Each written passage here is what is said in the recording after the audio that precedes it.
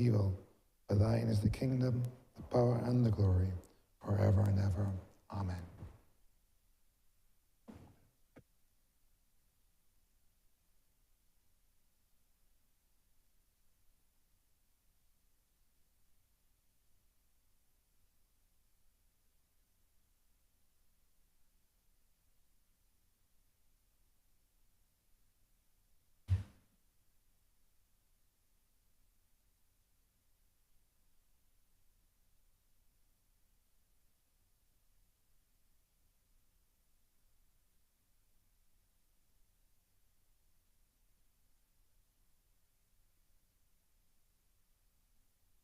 This House is in session. Minutes for the meeting held on Friday, 7 February 2025 to be deferred. Acting Leader of Government Business. Mr. Speaker, I beg to move that the said minutes be deferred. Questions that the aforementioned minutes be deferred. All those honourable members in favor, please say aye. Those against, please say no. We think the ayes have it. The aforementioned minutes are hereby deferred.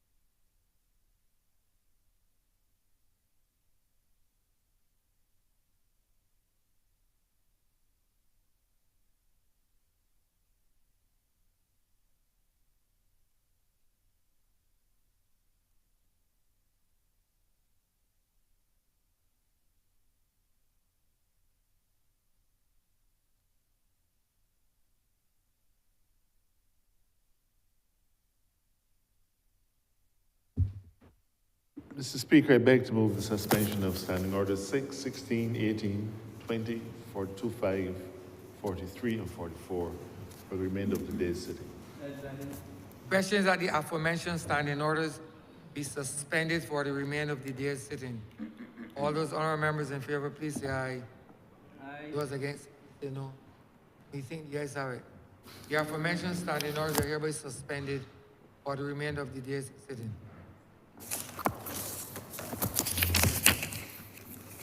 Government business? Government business is the order of the day. Order number 7, sir. Order number 7, in the name of the Honourable Senior Minister, who was responsible for planning and development. He's going to move the second reading of the Rural and Urban Development Commission Bill 2015. 2025, sir. Honourable Acting Prime Minister. Mr. Speaker,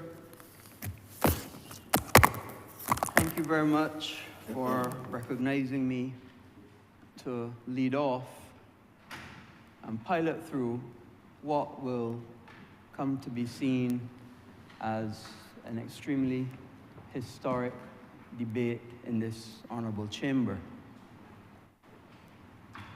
This debate, Mr. Speaker, and I'm going to draw from how the Leader of Opposition tends to give his presentations. And he starts with the short title and the long title, Objects and Reasons. This bill, Mr. Speaker, will make provision for the establishment of the Rural and Urban Development Commission, transfer of the assets and liabilities of the Rural Development Commission and the Urban Development Commission to the Rural and Urban Development Commission. It will also repeal the Rural Development Commission Act 238 and the Urban Development Commission Act Cap 241 and all matters related to paragraphs A and B. So essentially, Mr. Speaker, today we come to do something that is not often done in this honourable chamber. That is to join two state-owned enterprises to make one state-owned enterprise. And let me be perfectly clear about it. The Rural and Urban Development Commissions both have served the government of Barbados, and more importantly, the people of Barbados very, very well. The Rural Development Commission was first started in May of 1996, whereas the Urban Development Commission in August of 1997. And what we intend to do today, Mr. Speaker, is to take the best of both of them, both of these legislations, and put them together to make a better, robust, and more fit-for-purpose Rural and Urban Development Commission. It has been long in coming. You would recall the throne speech of right after the last election, where the president spoke about the joining together and making fit for purpose these two commissions. And we could not have gotten this far to be able to now get to legislation without tremendous work being done by many, many people throughout the service of this country. And before I go a step further, I want to salute and thank the people who got us here to be able to put all of this work together and put this bill now before this honorable chamber.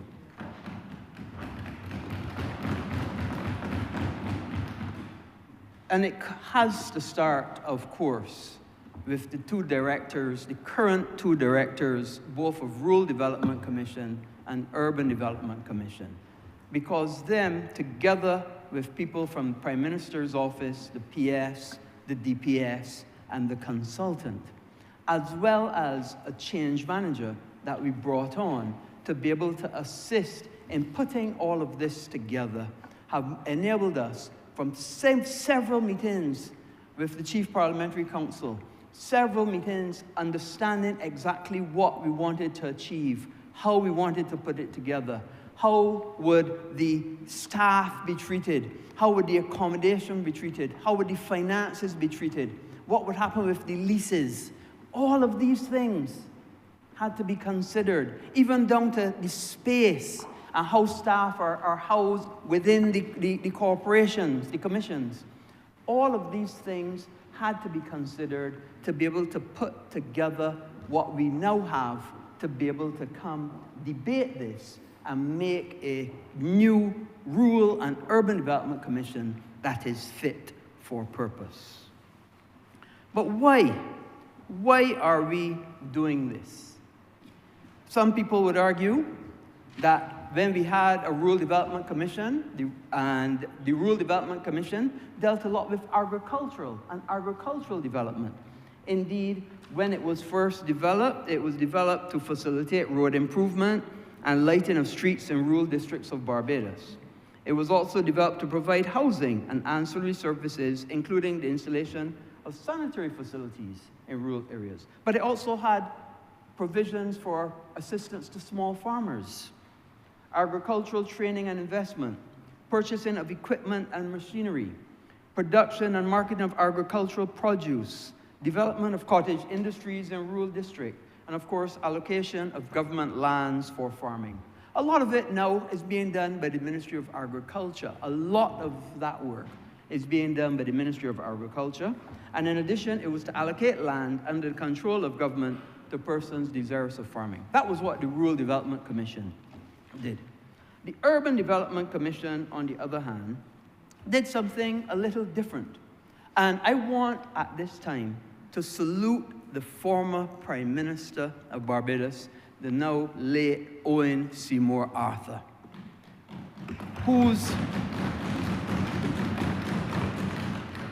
whose tremendous vision, and I want to say it again, whose tremendous vision was able to conceptualize the Rural Development Commission first and then followed it by the Urban Development Commission to be able to transform, empower, and uplift the people of Barbados.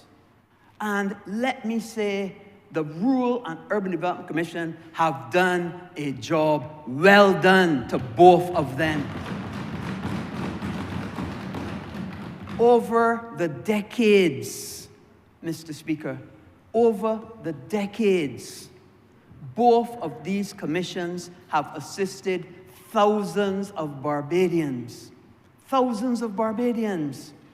be it from housing, I know we'll go into the numbers later, housing, farming, access to repairs for their house, special projects, not to mention the numbers and numbers and numbers of small contractors that have benefited over the years and made themselves entrepreneurs, made themselves somebody in this country that we could look up to, that people could rely on, that could learn a trade and train others to be able to lift themselves up, all from the vision of one man who led this country in difficult times and was able to conceptualize the Rural Development Commission and separately the Urban Development Commission. And those two commissions over the years have done yeoman service for Barbados. And we continue to salute them up to this day.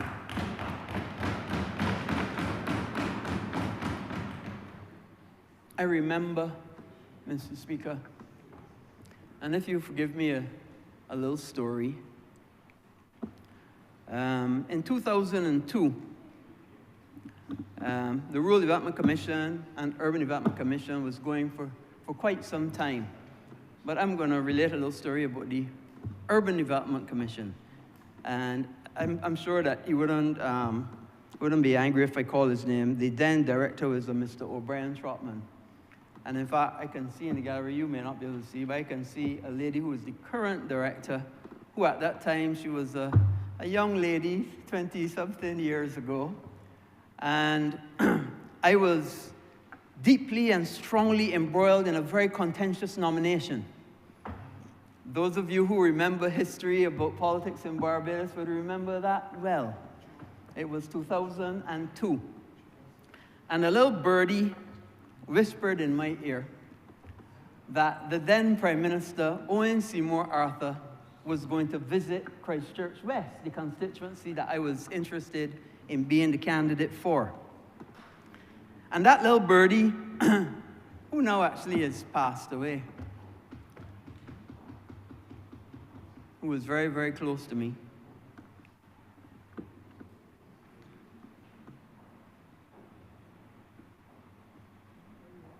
that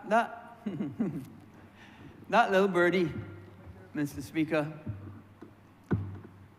she actually coined the phrase, "do good and good shall attend you." The phrase that I have kept from then till now. That little birdie used to work at the Urban Development Commission, and she heard that the then Prime Minister was going to be visiting Christchurch West. And of course she used to call me her son. She knew me as a child, and she lived on Dells Road. I grew up on Dighton Road, and she knew all my family, would have known all my grandmother from Dighton, everybody. And we obviously had a very, very strong relationship. Her name is Rosie Grant Mosley, who has passed. But anyway, I digress. So she called me and said, I want you to know that the Prime Minister is coming to see some of the houses that have been done in Christchurch West and some of the roads that have been done in Christchurch West. I was the president. So she told me, if you know what's good for you, drop everything that you're doing and try and get yourself out there to join that group of people that are going around with the Urban Development Commission and the then Prime Minister. So I must have had a full list of patients. I canceled all the patients. And I said, no, boy, I got to be out there and see this work that was done. Because remember, I'm embroiled in a very contentious nomination at that time. So I turn up, and the Prime Minister, I turn up. At that time, I turned up at Plantain Walk. And Plantain Walk was a new way of doing concrete roads. It was one of the first concrete roads that we had done in Barbados. And what was interesting about this is when you do a concrete road, you can't go and dig up the road. So it means that you have to put the services, the water, the natural gas, whatever, on the two sides. And the contractor was there explaining it. And I arrived, and the Prime Minister looks at me, and I'm Dr. Duguid, what are you doing here? I'm saying, oh, so Mr. Prime Minister, I'm here in my capacity as President of Christchurch West, and I'm here to make sure that this work is equal and being done properly as well. And also to go around and meet my proposed, hopefully, new constituents once you give me the opportunity to be the candidate. He said, very good, and so on. Okay, you can join the party and come along. So we went, we looked at the road, we walked the road. I remember Sir Henry even taking off his shoes and saying, let me feel this road with my bare feet. And he was doing that and so on. And I joined, and then we went to one house, and then we went to another house. And then we came to this other house. This other house was also a house done by the Urban Development Commission. But little did I know that a little birdie had gone in and plastered my calendar all over the Urban Development Commission house. As soon as the then Prime Minister walks in, and he sees my calendar in every room, about 10, 15 calendars, all over this Urban Development Commission house. He says, what is this? What is this? But he doesn't see the owner. He doesn't see the owner at all. He just sees the calendars all over. And obviously, he's getting this thing now that, obviously the people of Christchurch West want this gentleman called Dr. Duguid, I assume. And I go in and I see it, the whole entourage seeing it, and want to know what is going on. But he sees this little old lady under a tree on the outside. She's also passed. A lady who was a staunch member of the Christchurch West branch for many years. A lady who I got to know because after branch meeting, Sir Henry would look at me and say, William, why don't you give, and I can call her name, Miss Dorothy Small Leslie, a ride home? And I used to do that every branch meeting. I would give Miss Dorothy Small Leslie a ride home. And Miss Dorothy Small Leslie was a normal average Barbadian. She worked as a housekeeper in Blue Waters, in Navy Gardens, and so on. And every evening after branch, I would give her a ride home. And we obviously developed a very strong relationship. Her children, I got to know well. All the people of the area I got to know well, and so on. But anyway, so the then Prime Minister sees this lady who happened to be my friend, Dorothy Small Leslie.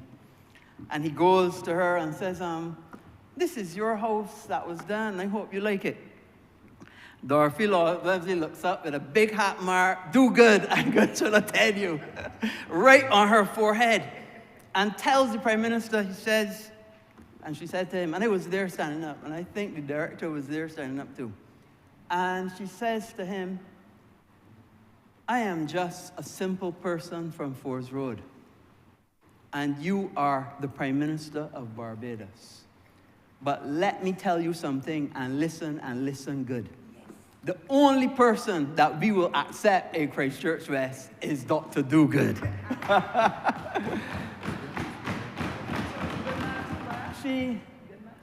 And I would not be blowing my trumpet and say she was not wrong and so on and so forth. But I would not be doing that. But needless to say, the Prime Minister obviously listened and listened well, because there was this question of whether a nomination would be called. Soon after that, of course, the tour came to an abrupt end, of course. But then soon after that, we did have an opportunity to go to nomination in Christchurch West. And I was happy for that, because that allowed me then the platform to be to where I am today. And you know, Mr. Speaker, we often say that in this life we stand on other people's shoulders. And I've stood on many, many people's shoulders. And I'm still standing on other people's shoulders even today. but you cannot achieve without having a strong group around you. And I think that is so, so important in this day and age. To have people around you who you trust, to have people around you who are capable, who are able, and who you know have your best interests and the best interests of the country at heart. And let me tell you, what the Permanent Secretary in the Prime Minister's Office and the consultant and the DPS and all of those have worked so hard to put together. I didn't have very much to do. They would report, show me what they have done, and said, yes, what do I do? Can I help? How can we change? What do we need to do to adjust? And we were able to work together, working in unison to get to where we are today. And I want to applaud them for yeoman service. And further, we were looking to have this completed a little later down, till the Prime Minister, and the current Prime Minister now says, nope, it must be done so that it can be included in the estimates book. And we had to upscale and fast track the work that we were doing, which meant even longer hours. Even more work had to be done to be able to get things put together. And this doesn't only include the legislation that we're doing today. It also included the unions, and having the unions sign off and get the terms and conditions, assess the terms and conditions, get the legislation, assess the legislation, get back comments from the legislation, adjust the legislation based on the comments from the unions, both unions, NUPW and Barbados Workers Union, and then do the same thing for terms and conditions, get them to sign off. Now, I must say, they have not completely signed off on all the terms and conditions, but they told me go ahead with the legislation, because as long as it does not disadvantage the workers and they have set forward what things that they want changed, we could go ahead with the legislation. So I have their blessings on that as well. Lots of moving parts. And as I said before, Mr. Speaker, it is very rare. I think only once or twice before, where two state-owned enterprises joined together to form one state-owned enterprise. So why are we streamlining? Why are we doing this mission today? So we have decided key reasons for the merger: streamlining of the operations and improved efficiency. What does that do? That eliminates duplication, because obviously you would imagine that they have officers doing the same thing in both commissions. Consolidating the functions and removes any redundant administrative processes and structures leading to cost savings. That's one. Better resource management. That's the second thing. So a unified structure ensures that funds and staff are utilized more efficiently across both the rural and urban development for all of their projects and all of their operations. Improved service of delivery. The Rural and Urban Development Commission, as one state-owned enterprise, can manage both initiatives more effectively, resulting in a better service position for our communities. And let me be clear, at the end of the day, the most important thing is how we deliver to our clients. That is why we are doing this. That is why the Rural and Urban Development Commission exists, to be able to deliver on time, on budget, to the clients as effectively and as efficiently as they possibly can. And how are we going to do it? We're going to do it by aligning operational goals. We're going to do it by reducing any overlap and by improving coordination throughout the new commission. The second thing is better coordination and integrated development. So what does that mean? That means a unified approach, a single body overseeing both, ensuring that initiatives in both sectors complement each other and not detrimental to each other, and support a holistic national growth as one entity. It also means that urban areas can access services from the rural areas, and rural communities can benefit from economic and infrastructural advances of urban centers, which had a difficulty before, because remember, urban and rural were separated geographically. And now, with this change, each can access from each other. And more importantly, an improved quality of life. What does that mean? Coordinating development efforts, enhancing infrastructure, food security, and bridge the economic and social gaps between the two communities. As we say in Barbados, we is we. So if we is we, let's join together and become we is we. And how do we do it? Fostering cross-sectional collaboration, designing projects together to address both the needs, and joint infrastructure projects with shared economic goals. The third reason that we're doing this is to support for broader economic and structural reforms. You would remember the BERT alignment. And what this merger does is it supports the BERT transformation program by creating a more efficient government infrastructure and improving, as I said, public service delivery. What it will also do, apart from giving government efficiency, is it will give us an opportunity for digital transformation. So I could envisage in the future a stakeholder going online and accessing an application for repairs to their house, seeing the type of repairs, accessing facilities to get their property transfer, seeing the progress at the property transfer program. And I can talk a little more about property transfer program a little later. Now that I remember about it, property transfer program. I didn't want to start in politics, but I remember under the Democratic Labour Party, the property transfer program ground to a screeching halt. Ground to a screeching halt. And let me explain to those who may not know what the property transfer program is, and I can digress a little bit. The property transfer program, and I'm sure you know it, Mr. Speaker, is when people who live in urban tenantries in particular, urban or rural, but tenantries in particular, urban or rural.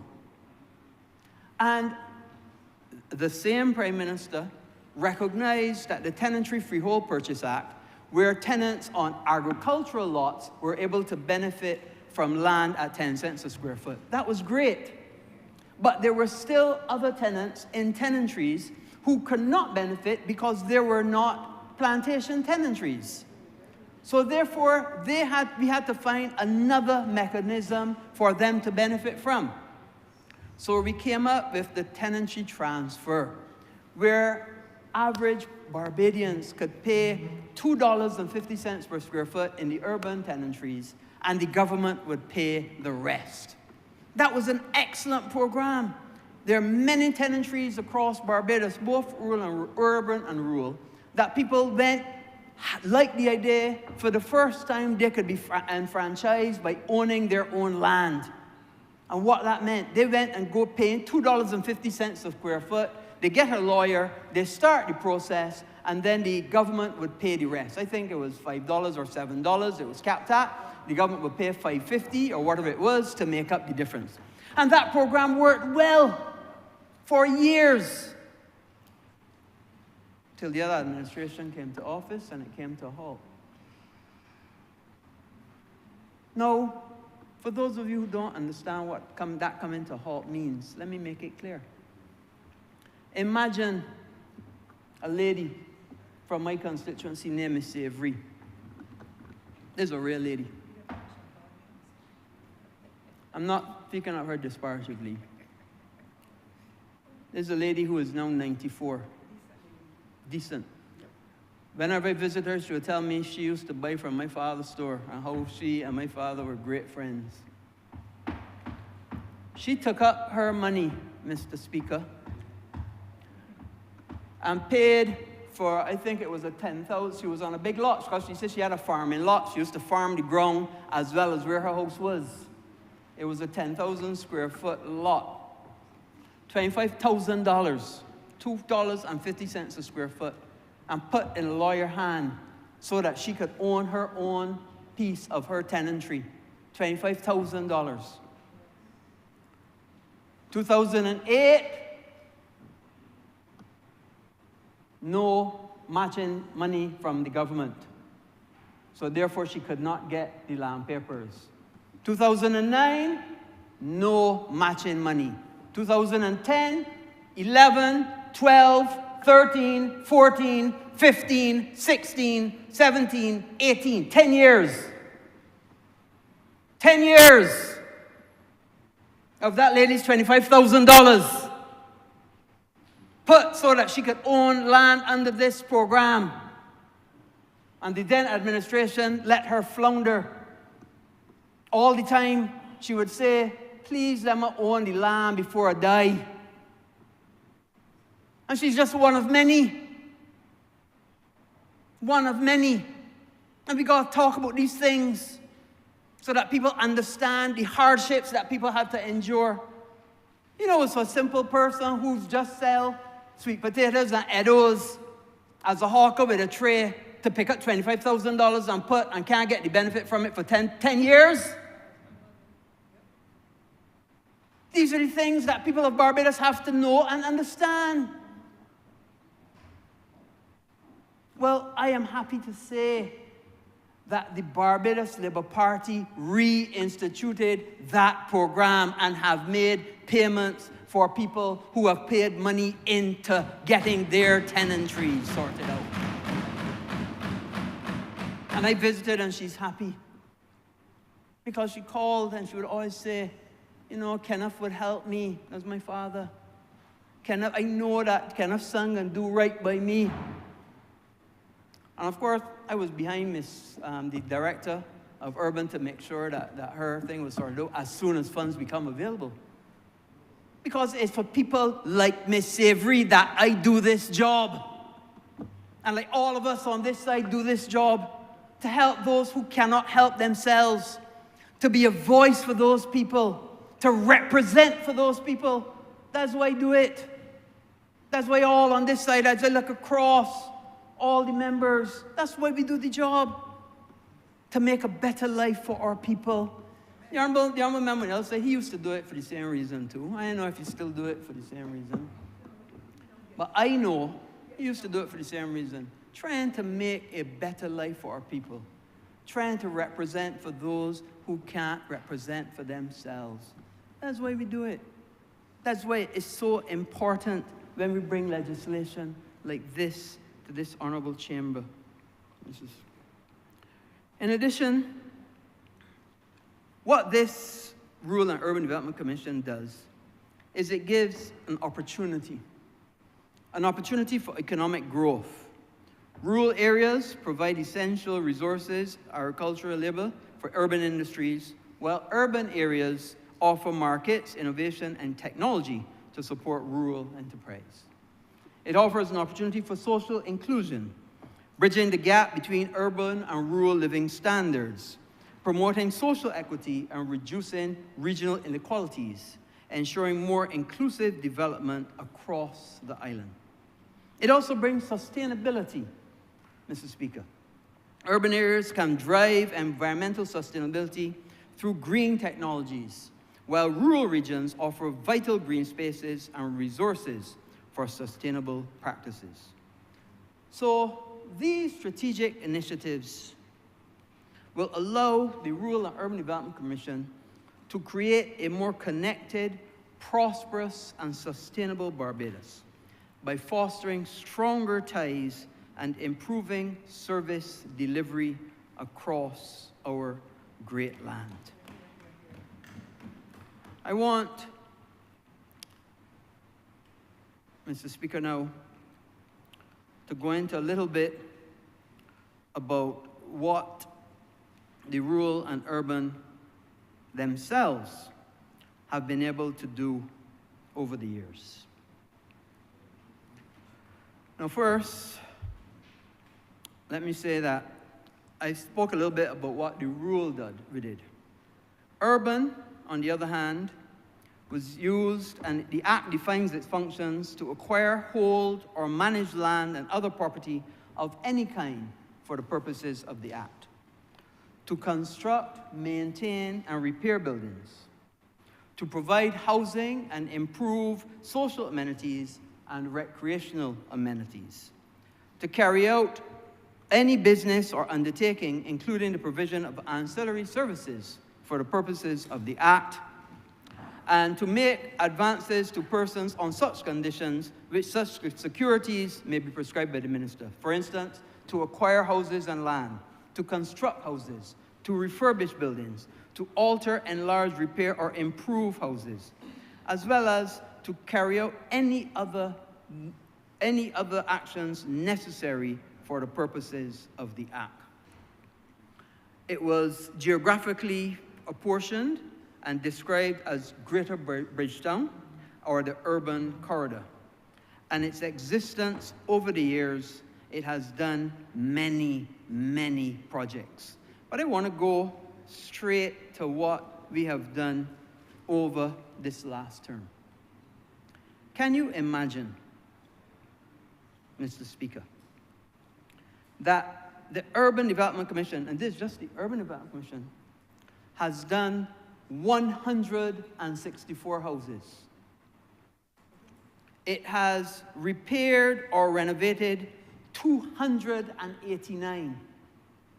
In addition to that, it has done 131 wells, 26 septic tanks, and it's done over 781 other types of ancillary services, be it ramps, other repairs, other installments, electrical, whatever it may be. And in addition to all of that, it was able to do a number of other projects across the country, not to mention Hurricane Elsa. And let me get into a little bit about Hurricane Elsa, Mr. Speaker. We did Tomas, but the big one was her freak storm and Hurricane Elsa. I happened to be the Minister of Housing at the time. I don't know, poor me. I am the Minister of Housing at the time that they had the freak storm and then Hurricane Elsa. Hundreds and hundreds of houses that had to be rebuilt. I want to say publicly, where would we have been if the Urban and Rural Development Commission had not already existed to be able to help with the effort to repair houses from Hurricane Elsa? Where would we have been? It takes us back to the vision of Owen Seymour Arthur. Where would we have been? National Housing Corporation could not have done it on its own. They already had the structure of the contractors. They already had the structure of getting the materials to them, paying people, LPOs for materials for those who wanted materials, getting the contracts ready because contracts already existed for when we did the repairs or total rebuilds, having the legal services in place to deal with people with conveyances. No, all of this structure was existing when Hurricane Elsa struck. Where would we have been if that was not already in place? We would still be struggling today. And I want to say that vast majority, if not all, 90-something%, I believe 100% in rural and 95-96% in urban, all of the people who had damage from Hurricane Elsa have been resolved. Significant percentage number. Who they did not deal with, National Housing was able to deal with. And how many? New houses, and this is just UDC, 90 houses, complete new builds, 93 house repairs. And let me be clear, $10 million one way and $3.6 million the next. That's from urban point of view. Rural's point of view, on the other hand, let me get to it. Rural's point of view for the Hurricane Elsa. Where is it? Capital Works, Special Programs, Pit Eradication. Elsa. House repairs, 80. New houses, 133. $14 million in new houses, $4 million in house repairs under Hurricane Elsa, not to mention electrical, house completions, painting, pest control, ramps, utilities, all sorts of things. Freak storm, another 26 houses and 9 house repairs. And then multiple people as well who just asked for materials and they helped themselves, hundreds of people. You know, when we write the story of Urban and Rural Development Commission, it is a rich history of providing service to the people of Barbados. Service when they need it most. Service when they need it most. I remember visiting people that there was no roof, no siding. Some houses completely decimated down to just foundation. It was a difficult time. It was a very difficult time. But we were able to come together, pull our resources, and make an impact on people's lives. And that is separate from all the other work that the Commission does. So in addition to the work on Hurricane Elsa, in addition to pit eradication project, and which reminds me, they would have done 139 pit eradications. In addition to the transfer of title program that I spoke about, 114 of those were done. The Urban Development Commission don't stop there. You know what, in addition they do too? Special projects. So in addition to all the pit eradication, all the houses, all the house repairs, all the ramps, special projects on top of that too. And what does that mean? Fairchild Street redevelopment. As you go down Fairchild Street now and see those wonderful kiosks there that the people are enjoying opportunities to be entrepreneurs, to sell their sweet potatoes, the onions, the potatoes, the drinks, and so on, the made-up drinks, all those things. The butcher's block, so that people can be trained in how to carve meat, as well as the opportunities for them as well. All of that done as a special project by the Urban Development Commission. But they didn't stop there. Not only did they do that, but they did the Baxter's Road redevelopment. And this happened when it was under me as minister now. When we went in, changed up, cleaned up the car park, did the bathrooms, gives better lighting, better facilities for the fish fryers in Baxter's Road. And I remember another lady who was always passed, and she used to right there at the corner, Mother B. Mother B was an interesting character. Those of you who know Baxter's Road might know Mother B. She's no longer there. But she, whenever I visited, I remember all the things and all the great stories that Mother B used to tell me. She's also from Christchurch West, actually. And it didn't stop there. Not only did they do Baxter's Road, not only did they do Fairchild Street, but we now in design stage ready to start Temple Yard too. Temple Yard as well. I was the minister when we did the bathrooms at Temple Yard. And not to be said, no, we said, no, it can't be only fixing the bathrooms. We got to fix the whole area.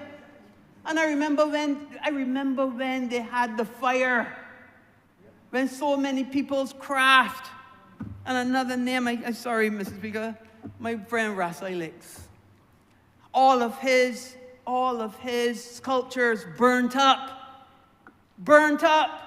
when they had the fire because it was too tight and too difficult an area, and we're going to make it a better area. And by the way, anybody interested in buying one of Rasilix pieces, they're actually at the university now. They're at the university, has about 8 pieces at the university. There's a man, comes from I've known him for, I don't know, 30 years. I've got many of his pieces over the years. Good friend. He happened to be a patient. What he used to come and say, all right, boss, this is what we're going to do. I want this work doing, you get this piece. Or I want that work doing, you get that piece. And I was able to make a collection of wonderful sculptures. I have a wonderful set of work that Rasilix has done. Him and Woodpecker, the two of them.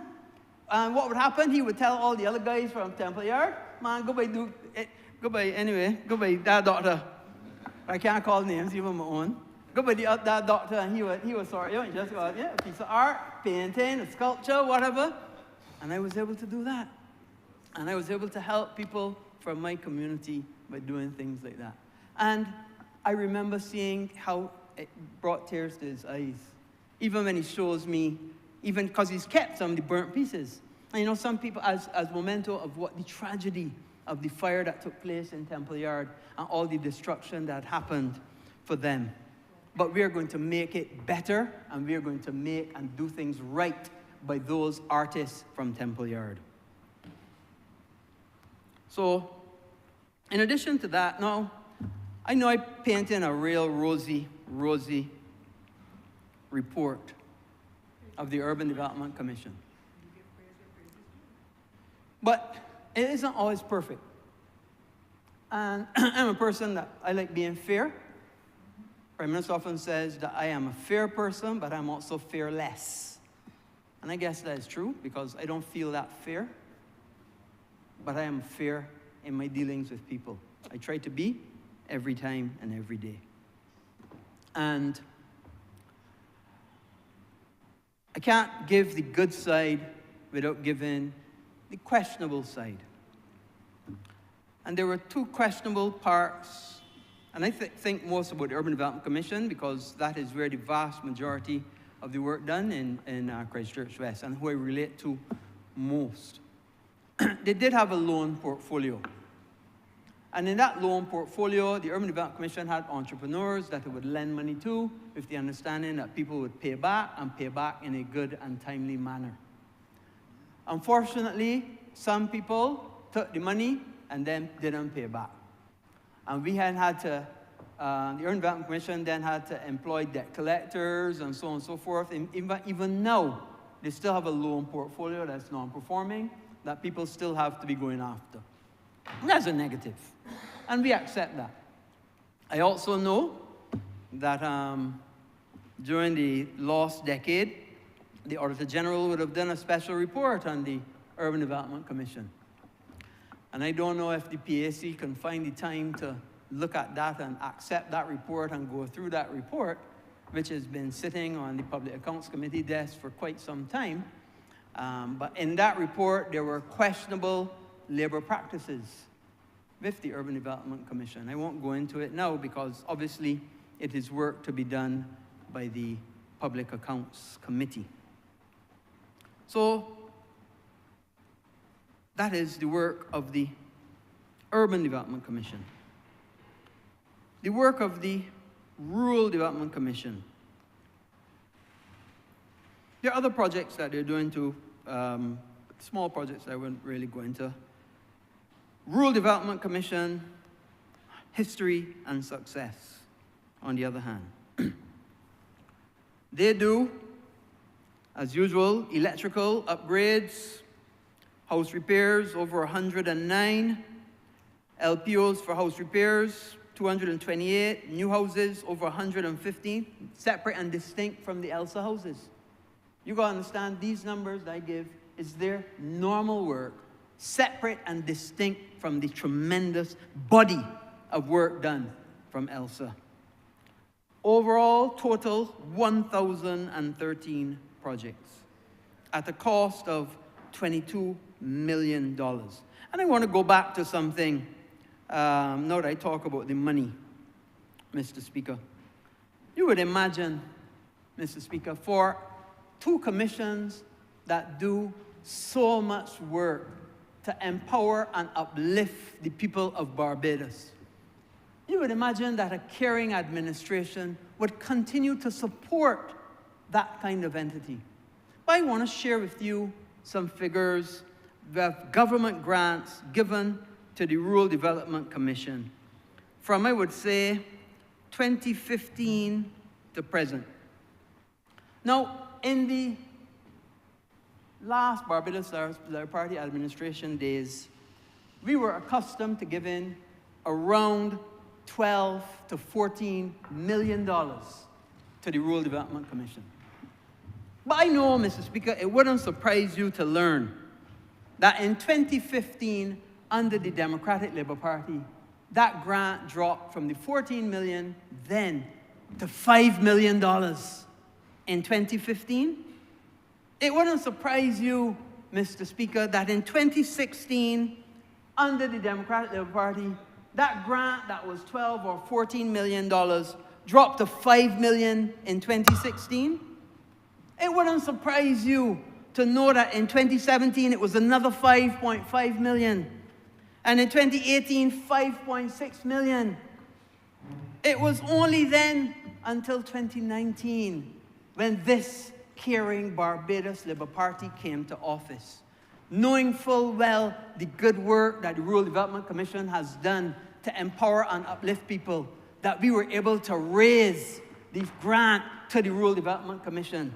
And we went and have gone all the way up, increasing every year. 2020, 8 million. 2021, 10.5 million. 2022, 14.6 million. 2023, 18.7 million, and increasing every single year. And the reason we do it is because we recognize the Urban and Rural Development Commission make a difference in people's lives. That's what they do. They make a difference in people's lives. And in order to make that difference, you have to give the financial support. And that's what this administration has done. Every year, increasing so that financial support is there, so that more houses can be done, more wells can be done, more repairs can be done, more ramps can be done. There are people that can't help themselves get an opportunity. The only thing is we just can't get it done fast enough.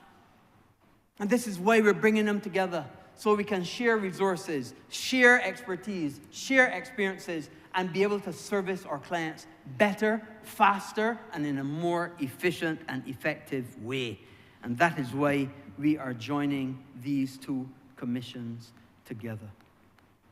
So I want to go back to what the Rural Development Commission has done. It doesn't have the large portfolio of special projects like Urban Development Commission, but now together with them working side by side, I have no doubt that in addition to their normal work, we will even see better management of the special projects. Plumbing as well, site clearing, tanks, utilities, all working together to be able to help the people of Barbados. So there's another, so I said the downside from urban, there's a downside from rural too. And let's be fair and let's be frank. The downside from rural, financial statements. It's sad to say, but the previous administration was unable to get financial statements for the Rural Development Commission for years. For years. And has it hampered us? Excessively so. Has it caused certain consternation? Has it caused people to wonder what was happening? Of course. But what have we done? We said, let's draw a line in the sand. Let's get our financial statements from that point going forward. And we're working towards that. Because at the end of the day, when we join these two commissions together, they don't only have to come together in terms of employees. They don't only have to come together in terms of legislation. They don't only have to come together in terms of all the leases and all the ownership of all the various materials and all the various resources that they have, but have to come together financially too. And the only way they could come together financially in terms of your assets and liabilities is having appropriate and adequate financial statements. And that's what we have to work on in addition to all the other work to get us to where we are today. So these two commissions, going forward, working as one, will be a strong, dedicated, fit-for-purpose entity, ready to be able to take on a modern Barbados, ready to be able to take on a Barbados that we are seeing emerging, a Barbados with entrepreneurs, a Barbados with multiple contractors, a Barbados where we can see people empowered by owning their own piece of the rock, a Barbados that we all can be proud of. And this is a vehicle on which we're able to achieve that. Now, Mr. Speaker, I have watched carefully and saw, and I'm going to save the Leader of Opposition some work. And how I can do that? I recognize that his method of speaking is he goes to the bill and goes clause by clause by clause by clause. So I can do that for him today. So he's going to say, you know, my job's already well done. He will just take his seat and we will go on our way and do the work of the people. Clause by clause by clause. Clause by clause by clause. Part 1, Clause 1. Part 1, Clause 1, Mr. Speaker, that is simple. It cites the short title of the bill. Straightforward. Clause 2 makes provision for the definitions that are used throughout the bill. Straightforward. Clause 3 empowers the minister to make an order to designate an area for development. Now, that's an interesting thing. That comes as what was essentially in the Urban Development Commission. And what that is essentially an opportunity to do clearing. For instance, going to an area like Greenfield, what we were trying to do under the IDC loan, going to an area like Greenfield, designate it as a redevelopment area, said, okay, this area is a redevelopment area, we can relocate people temporarily, fix your house, and then bring you back to the area, so that we can redevelop a whole area. Clause 4, Part 2, Administration. Clause 4 makes provision for the establishment of the Rural and Urban Development Commission. The constitution of the commission, of course, is set out in the first schedule. Clause 5, functions of the commission. Clause 6, of course, gives what the commission is empowered to do and empowers the commission to appoint the various committees. Clause 7 makes provision for the appointment of a chief executive officer who will be responsible for the execution of the policy of the commission and the management of the commission's affairs. Clause 8, Mr. Speaker, makes provision for remuneration. Of course, you wouldn't expect somebody to work for free. You'll have to pay them. Clause 9 makes provision for the appointment of the staff of the commission. And I want to pause here and make it clear that everybody, all the members of the staff are being encouraged to sign on, and they will get a packet, a letter, giving them an opportunity to sign on to the new commission. We are now working out the terms and conditions. For those who don't want to sign on, will be given a voluntary separation package. Similar to what I did when I was Minister of Transport. And I can digress a little bit here, but I remember when we had the drivers at the Transport Board who took a voluntary separation package and were able to get a gratuity with that voluntary separation package. And you know what they did?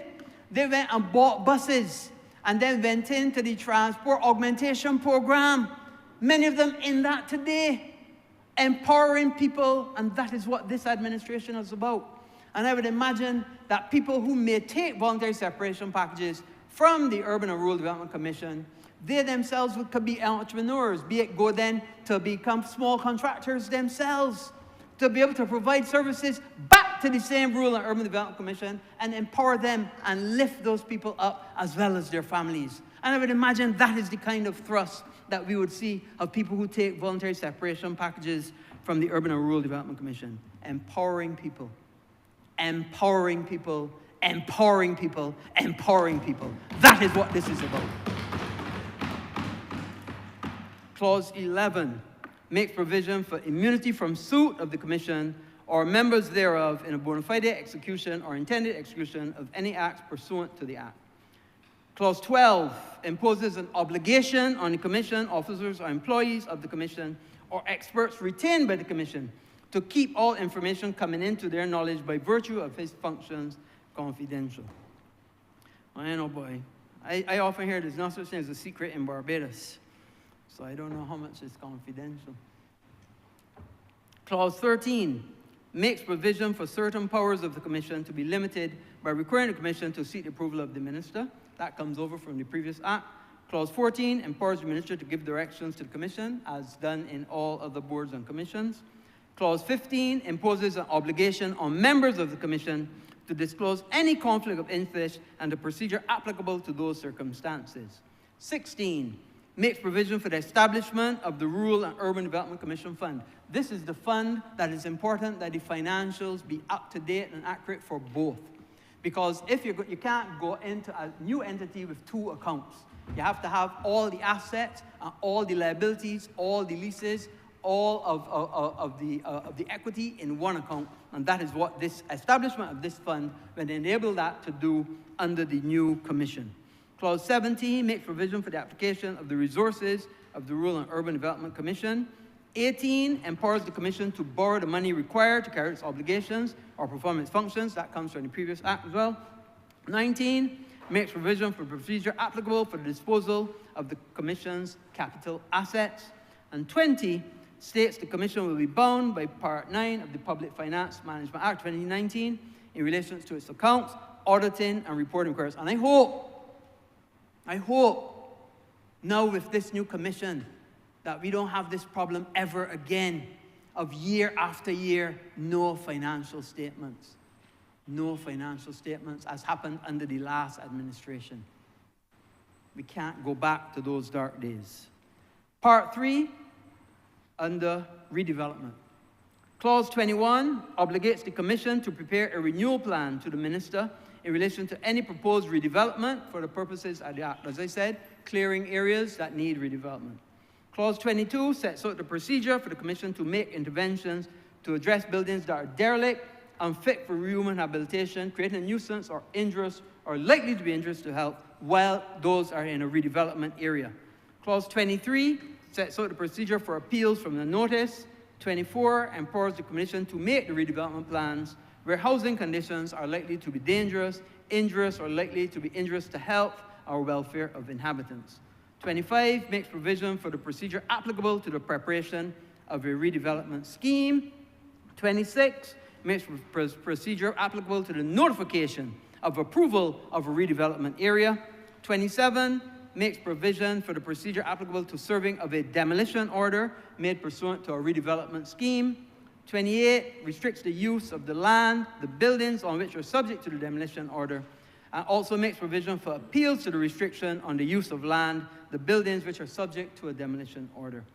29 states that the Land Acquisition Act Cap 228 is applicable in facilitating the compulsory acquisition for the purposes of this Act. Clause 30 makes provision for assessment and compensation where the land is acquired, subject to Clause 30. 31, provision for the assessment and compensation where property is acquired where the houses are well maintained. 32, and this is interesting, empowers the Commission to pay a reasonable allowance to personas displaced due to areas being designated as redevelopment areas for the purposes of this Act. So nobody will be disadvantaged. And that's what we're doing. We can't be empowering on one side and disadvantaging on the other. So it has to be a balance.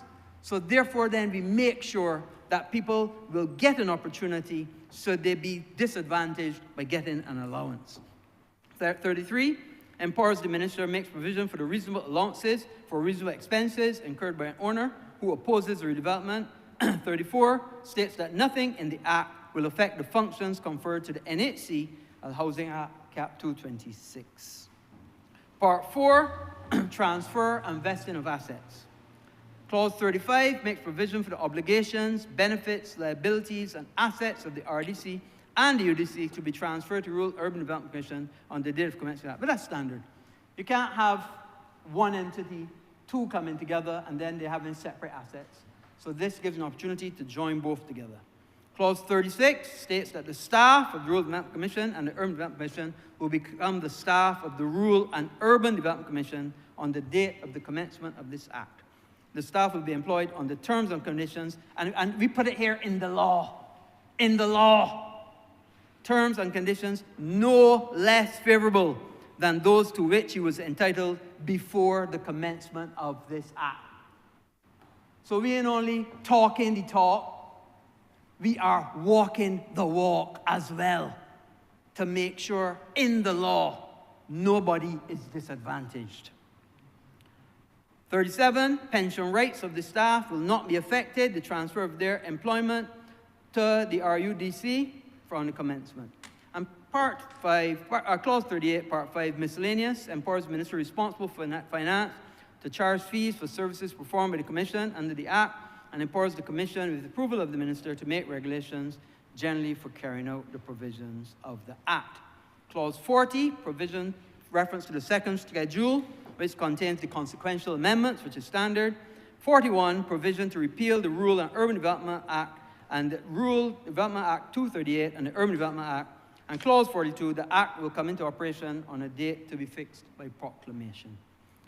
Mr. Speaker, this work that has been done by the Urban and Rural Development Commission, not only putting this together, but over the years, all of the tremendous work done by both commissions and all of its employees over the years. All of its employees, from all the directors, from all the deputy directors, from all the financial controllers, from all the officers, all the technical people going out, everybody working together to make a strong commission and by extension empower Barbadians and make a better Barbados. A tremendous body of work, all done from a visionary Prime Minister and assisting the average Barbadian. And that's what it's about. When we come down to it at the end of the day, that's what it's about. You know, so many times, and I see a colleague, physician from St. Philip North, looking at me, and she knows in our jobs, we can do well financially. But is money everything? Of course it isn't. No way. No way. You know what really matters? How you can help somebody else. How you can have an impact on somebody else's life. How you can raise up some people. You know, when I got into politics, I got in to raise up the people I grew up with, the people in Dighton Road and Braffett's Gap and Dells Road and Paddock Road and Gooding Road and Tate Road and Rollins Road. Not to know that just before the election, them areas got cut off from me and put in St. Michael South. But you know what happened? I was able to benefit from Sergeant's Village. So I went in, and I got to know the people, and the people got to know me. And the people molded me into be the representative that they wanted me to be. I never disrespected them, and they never disrespected me. And anytime I called on them, they came forward and said, yes, you with us, and we with you. Mr. Speaker, that's what this is about. Let us go forward as we. Let us make the Rural and Urban Development Commission to benefit this fair land that we love, the people of Barbados and Barbados. I'm obliged to you.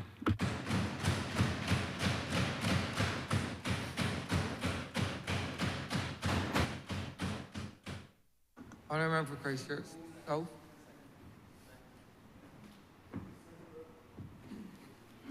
I'm obliged to you, Mr. Speaker. I came to this place this morning just as the Lord's Prayer was being said. And I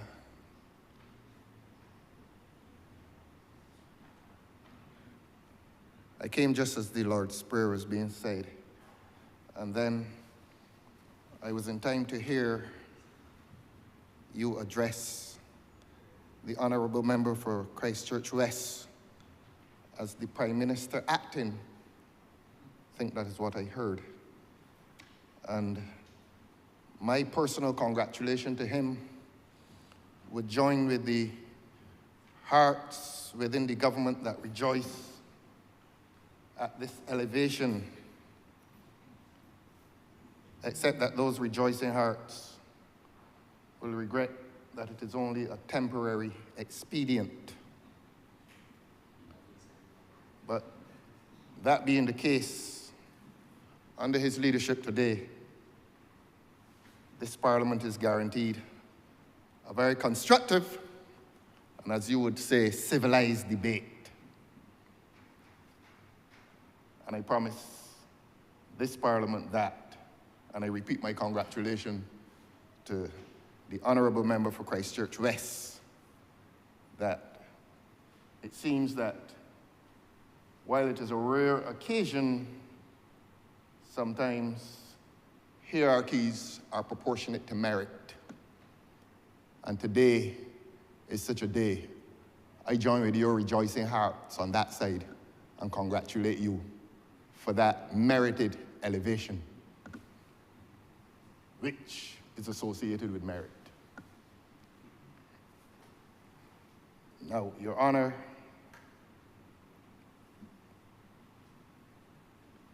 the honorable member described this debate as historic.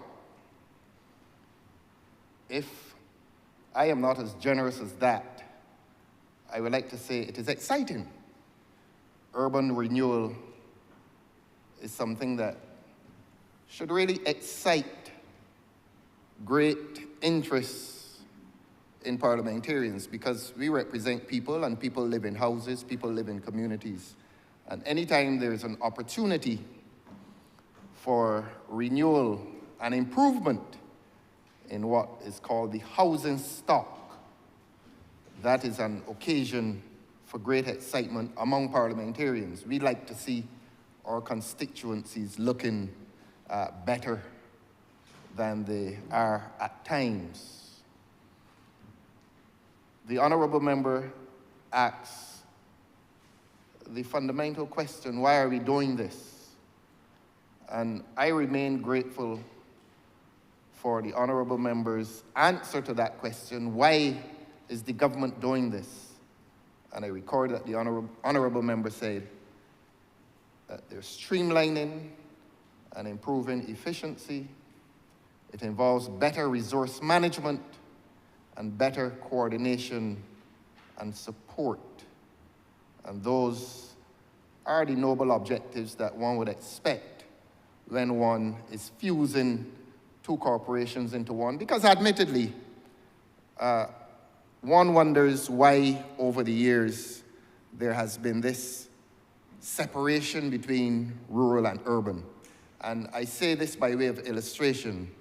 My constituency, Christchurch South, a part of that, I discovered that a part of that constituency is assigned to rural, and the western portion of the constituency, which is contiguous to that of the honorable member for Christchurch West, is assigned to urban. And here it is, you had one constituency, which is entirely an urban constituency, finding assignment to these two separate bodies, one rural development and one urban development, so that there is some good sense in fusing the two. And as Barbados has developed this 166 square miles, I myself don't think that there is a need for two separate corporations. There's a sense in which rural Barbados has become urbanized. A part of that is a matter of some regret, because I still think that the country should retain the character of country, and town should retain the character of town. But we are so small that I believe that, to use the words of the honorable member for Christchurch West, you can streamline it into one corporation and have the different personnel in there assigned to the various parishes. Now, obviously a casualty of that would be the question of redundancies. And I smiled when the honorable member spoke of voluntary separation packages. And I was smiling because I was picturing a scene in which someone calls an employee and says, well, I want you to voluntarily separate, which is a contradiction, really. But there are persons who will, in this arrangement, and I hope it was not inspired by the IMF program. I really hope it was not, because I'm not going to digress, but future governments will need to bargain harder in these arrangements with the International Monetary Fund, and to try to preserve employment for people who have done well in these corporations. And listening to the Honourable Prime Minister acting, it appears as if the corporations have been well served by those employees. Now, in the event that some of them will leave, and they will have to leave, unfortunately, the Severance Payments Act will provide for them, and it is reassuring to hear the Honourable Prime Minister acting, what a pity, say that they will have the first option in terms of contracts awarded to redundant former employees. That is reassuring. And it is all the more reassuring when one remembers that the government has been very generous in terms of these contracts for services. And that is the legal term, but the public knows these contracts for services as consultants. And one would therefore commiserate with the former employees.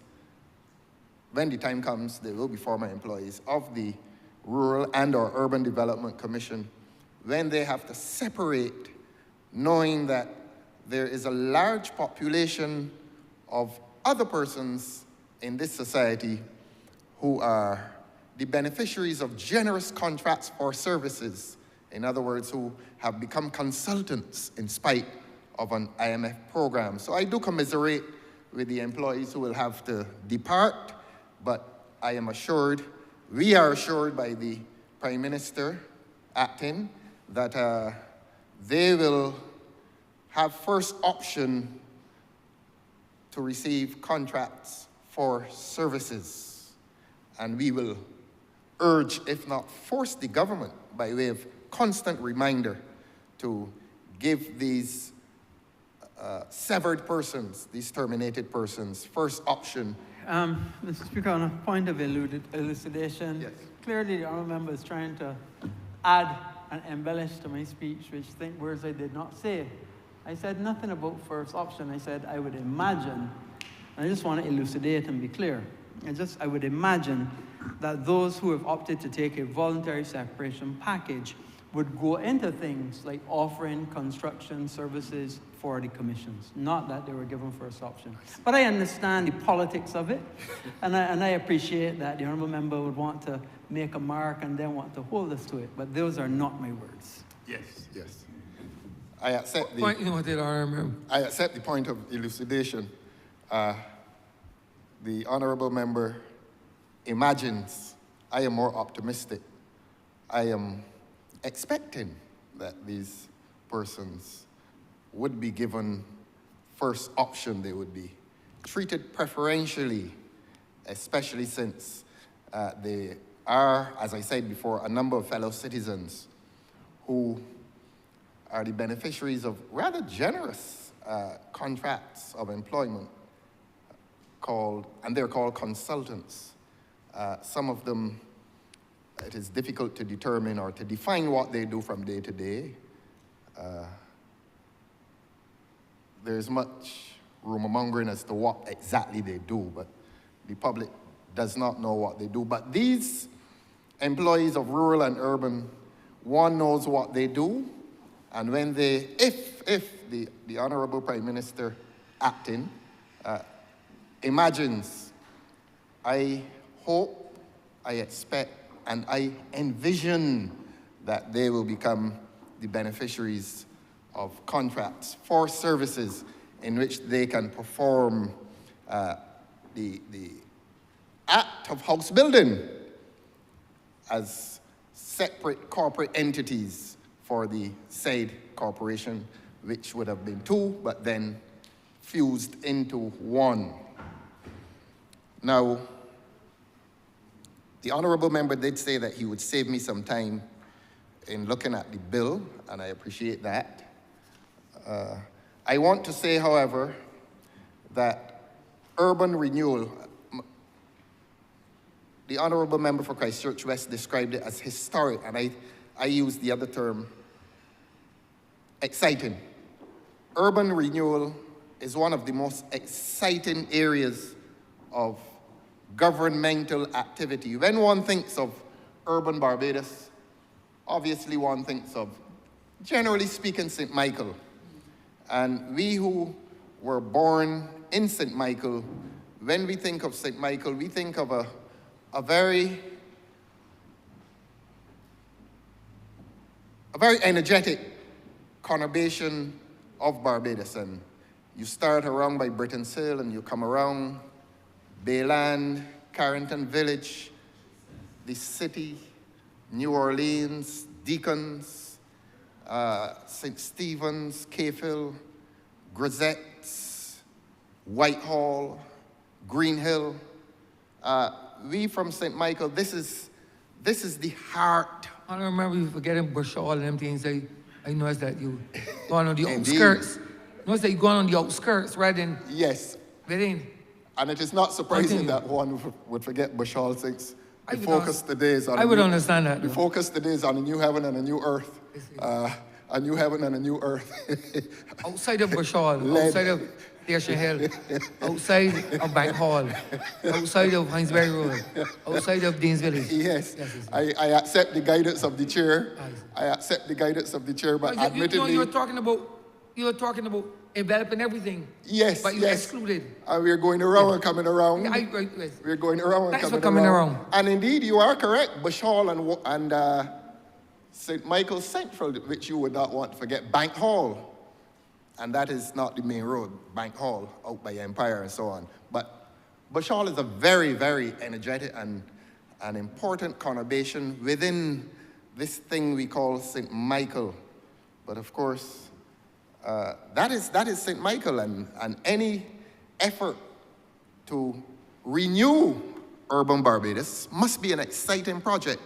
Now, I'm not here to help the government, but yes, they do. The government has been walking around asking the public to help them, help. We need help. There's now something called an ideas forum. I think they went to St. Lucie asking people what they can do, and apparently they don't know what to do. And anyhow, let me not digress. There has been degeneration, substantial and significant degeneration within St. Michael, within those conurbations.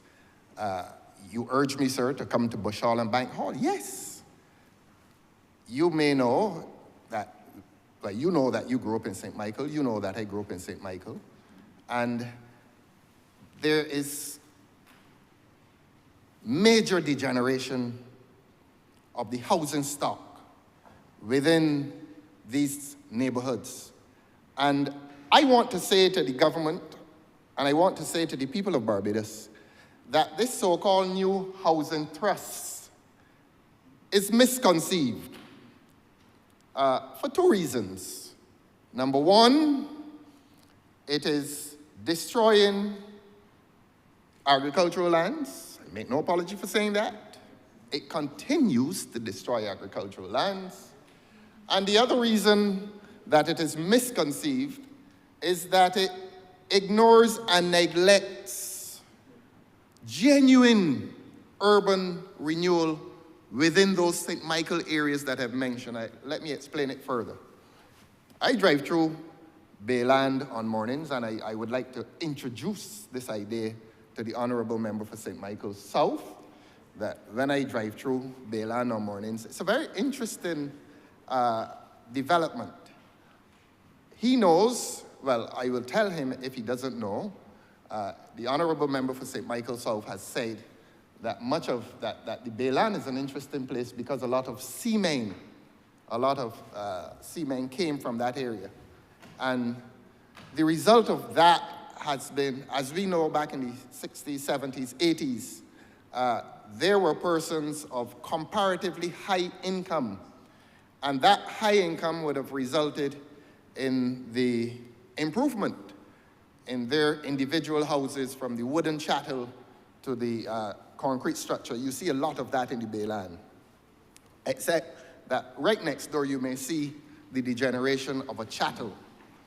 So that urban Barbados, urban working class Barbados has been characterized by uneven development. You've had people of higher income, and apart from the ship, the seafarers, the seamen, you would have had a lot of people who worked in the port and worked for a lot of money, and they were able to improve their own individual houses. But as I've said, there was uneven development, and so when you drive through the Bayland, you will see next door to a, sometimes two-story, I see it on mornings, next to a two-story house is a small wooden chattel falling into disrepair. But I want to say this, and I want to say this to the Prime Minister acting, that there is room in Barbados for urban renewal within those communities to which I referred. And there's room for tasteful urban renewal. And when I say tasteful, I'm speaking about a retention of the skills and the heritage, because there is nothing quite as beautiful as the wooden chattel. I was talking to someone yesterday, and the jalousie window, the wooden louvers, they would call them, you know about this, sir. And very,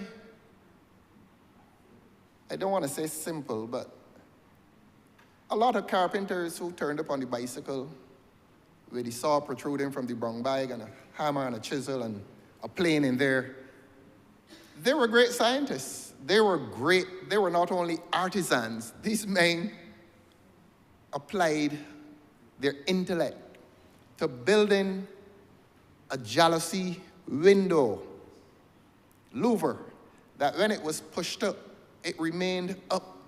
When you closed it, it remained closed under its own weight. And there are factories today that cannot replicate that technology unless they use something to keep the window up. But these old carpenters were able to build that kind of thing, those skills they had. These men were highly skilled people. And not only did they build those jalousie windows and doors, but it was beautiful. It really was beautiful. It was so beautiful that in latter years, a factory opened, and that factory tried to replicate what those old carpenters were doing, and they were not doing it very successfully. As I said, and I repeat, and it is worthy of repetition, that those old carpenters built houses which were durable, and they built houses which were scientifically and technologically marvelous. And I say that to say that any effort towards urban renewal must focus on heritage. There's a very strong case for a renewal of that technology, a renewal of the Chattel House. Now, you know, sir, that in the 1960s and 70s, the Chattel House was extended to indoor plumbing at the back, so that without consigning people to a restricted space, I would want to urge the Commission to look at retaining the character, that old character of those houses that were so tasteful and well designed, that to find that that is an important part of renewal.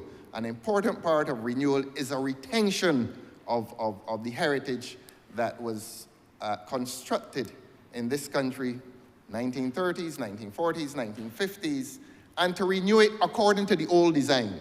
And that has implications even for tourism, because our Minister of Tourism would want to be reminded that when a tourist comes here, he wants to see something, he or she, they want to see something that is peculiarly Barbadian. And the Barbadian Chattel House has been reduced to the picture postcards.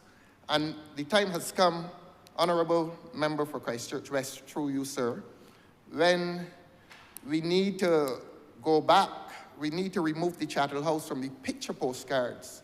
And this commission is the perfect place to once again plant that design with, of course, the modern amenities, the indoor plumbing and so on, but to plant it once again on the Barbadian landscape. I have found myself taking photographs of the old ones, and it is quite a pity, quite a tragedy, that you're taking photographs of these places, and maybe you're seeing something for the last time. And Barbados needs to become Barbados again in terms of its architecture. I will seize this opportunity to say that the architecture that is being planted across Barbados on former agricultural plots is not tasteful at all. I'm sorry, and this is not to restate carping criticism, but it is not tasteful at all. There is nothing about it that takes the viewer back or takes the Barbadian back to that skilled labor, that little gentleman who built those fantastic structures called the Barbadian Chattel House. And I mean, we've been observing recent developments, and I think the government needs to invest and to reinvest in local skills and local expertise. Maybe the problem is that the skills of these old carpenters may not now be existent among many of our young people, so that there needs to be a lot of training of young people so that Barbados can look and feel like Barbados that used to be the peaceful place. The villages used to be peaceful places, but there's a certain hostile, I call it hostile architecture, that we are planting now on spots arbitrarily across, well, I don't think it is arbitrary, but across Barbados. One, intruding on agricultural lands, and two, removing itself from those neighborhoods to which I referred, sir, and you referred to it in Bush Hall and Bank Hall. There is a lot. If an audit is done, there are many, many houses, I suspect thousands of houses and thousands of house spots which need attention from this commission. And this commission would need on board historians, sociologists, people who did a study on Barbados, people who know Barbados, people who understand that the architecture of a place is related to the mood of the people. It can get, sir, as deep as that. We are talking about the character of our neighborhoods, and our neighborhoods are losing their character because I would think they have gone very North American in their design, and as you know, sir, when you go to North America, you live in your house. In Barbados, you live in your village. And that is a fundamental difference between North America and Barbados. In Barbados, in the old Barbados, we lived in villages. The North Americans taught us to live in houses, so that we need to get back to living in villages, and the architecture and the architectural design, and indeed the layout of the villages. We played cricket, as you know, sir, on a little grass piece. And in the 1960s, the government built playing fields, developed playing fields. We have now retrogressed because the government is, and I say this in the presence of the Honourable Member for St. John, please accept the criticism. It is an unwise thing to fence in playing fields. It is not right. It is not. It must have that organic feel. The playing field must be integrated within the village. It is a part of the village. And I've said this in here before, and I'm going to repeat it. And I say this in the context of urban renewal. Please make those recreational areas once again a part of the village, a part of the communities. Please make it an organic part of the community. The community, the houses must be a part of the recreational area. The recreational area must be a part of the housing. So that there's, in response to what the acting Prime Minister said, I want to say to him, through you, sir, that there is a large housing stock that needs renewal across St. Michael, and indeed across Barbados. There's a lot of work to be done, but unfortunately, the Ministry of Housing seems to have gone on a frolic of its own, and is creating these very sterile environments. You just planting some concrete on some previously agricultural land, and the community lacks character. It does not lend to any serious interaction. As I've said, we are replicating North American and European lifestyles where people become known by a car number and not by a name. As I said, and I repeat, we have ceased to live in villages, and we are now living in houses after a North American style. And you know what is the consequence of that. And the only effort, the modern effort towards community integration now is by a community chat group. So even then, there's little interaction in Barbados. The point is, we need to resolve that problem by revisiting urban Barbados and making a serious effort to genuinely renew urban Barbados. And in a very practical sense, as this legislation contemplates, go into those communities, do an audit, look at the houses that need renewal. As the legislation says, issue your notice and work on that house. And that will provide employment for many years for our young artisans who can go to the Polytechnic and be trained.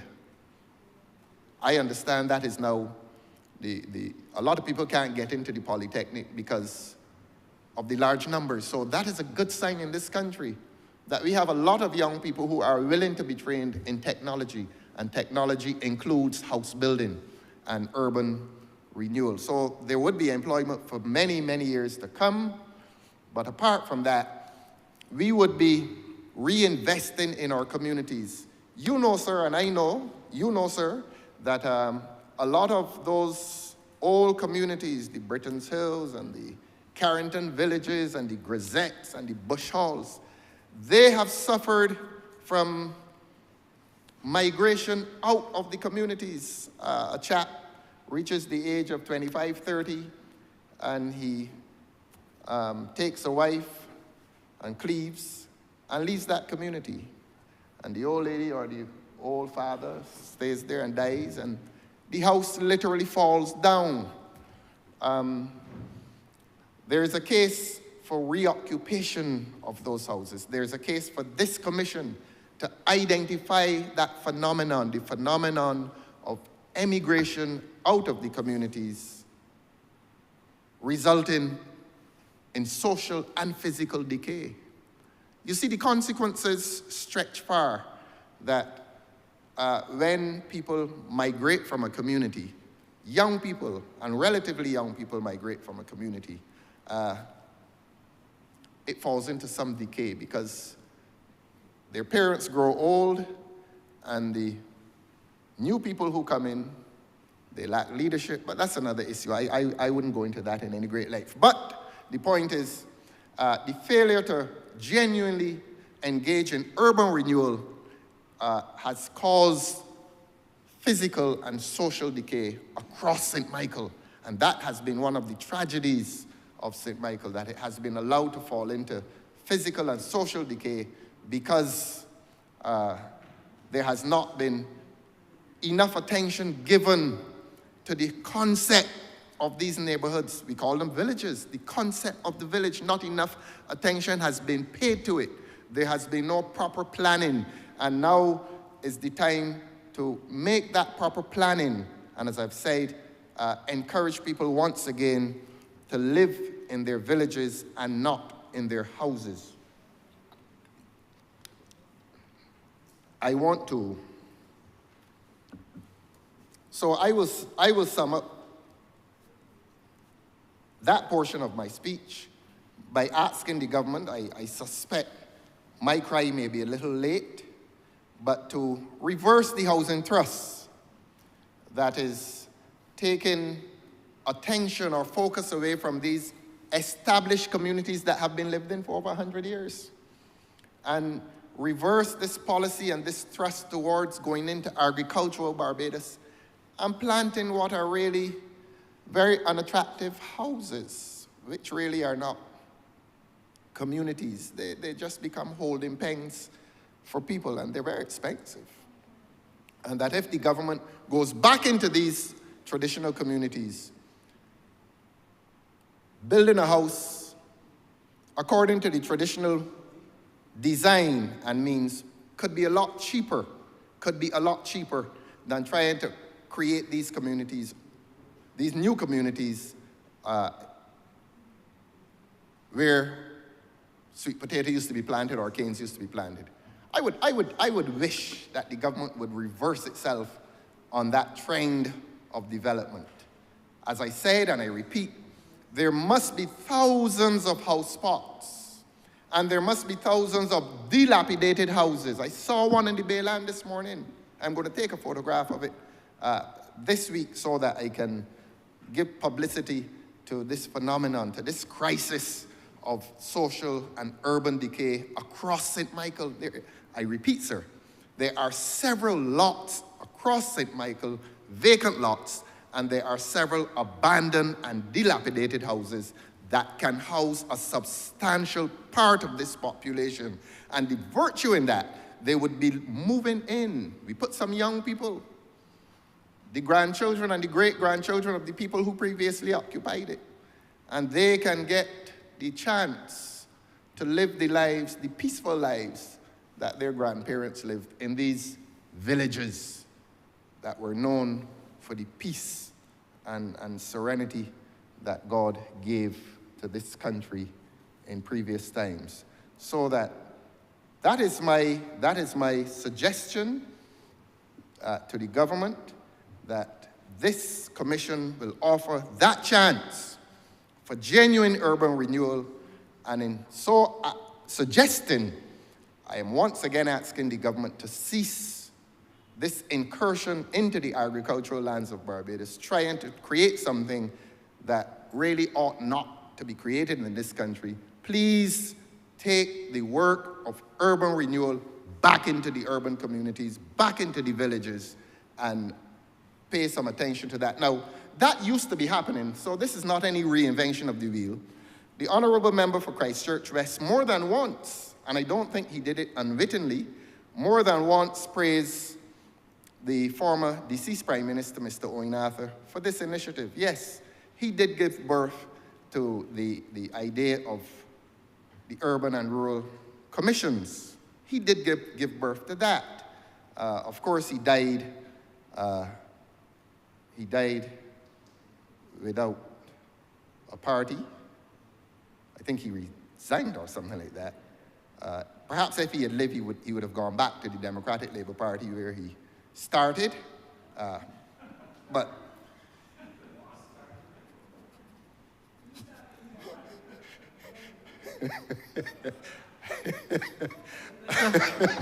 Mr. Speaker, I could not let that one go amiss. Honourable Member is misleading the House. I don't think he I intended think to. he may be mistaking himself with the Honourable Member, the former member for St. Peter. Because the Honourable Member for St. Peter has only ever been a member of this House for the Barbados Labour Party and no other party. Unlike the opposition, who's been a member of both the Barbados Labour Party and the Democratic Labour Party, and I ain't sure which one he is, which day, but the Honourable Member is misleading the House. And let's not speak ill of the dead. Honourable Member don't believe that he would like to speak on truth in this honourable chamber. I don't know if it slipped his mind or I have, on a lighter moment, I have lived long enough to recall that the former esteemed member for St. Michael West used to often remind this country that a former Deputy Speaker, Mr. Ezra Ali, may God rest him, and Mr. Owen Arthur were, if not members, supporters of the Democratic Labour Party when they were young, and wise men. And we used to hear that in here very often. It used to upset Mr. Allen, but he would smile at it. And I know that in his latter days, Mr. Arthur may well have smiled when reminded that in the 1960s, when he was at Cornish Parry and then Harrison College, and then in his days at Mona, his nickname was Tass, by the way. And he was a socialist. And all these members in here know that Mr. Arthur had great admiration for Mr. Barrow. We all know that. He spoke of Mr. Barrow. In fact, the members of the BLP used to complain that he spoke of Mr. Barrow more than he spoke of Mr. Adams. So let us descend on the truth today. But that is to digress. That is to digress. The point I was making, in fact, in the same way that Mr. Arthur made more references to Mr. Barrow, we have heard the Honourable Member for Christchurch West make more references to Mr. Arthur today than he makes to his immediate predecessor in the office that he now holds. And as we have said, we all rejoice when merit becomes proportionate to the hierarchy of things. There's a new feeling here today. There's a different feeling here today. How good and pleasant it is when brothers and sisters dwell in unity. Again, I congratulate the Honourable Member for Christchurch West. And I know his colleagues wish that this period would last forever. I know that. I thought you were referring to the bill, though, Honourable Member. Yes. I just thought you were. Yes, yes. Let us come back to the bill. Now, you're uncomfortable on that subject, sir? On the bill. You're speaking with the bill. Yes, the bill. So, to come to the bill, the Honourable Member did say that he would save me some time. I didn't intend to read the bill in its entirety, just to come to Part 3 of the bill, which is important and exciting.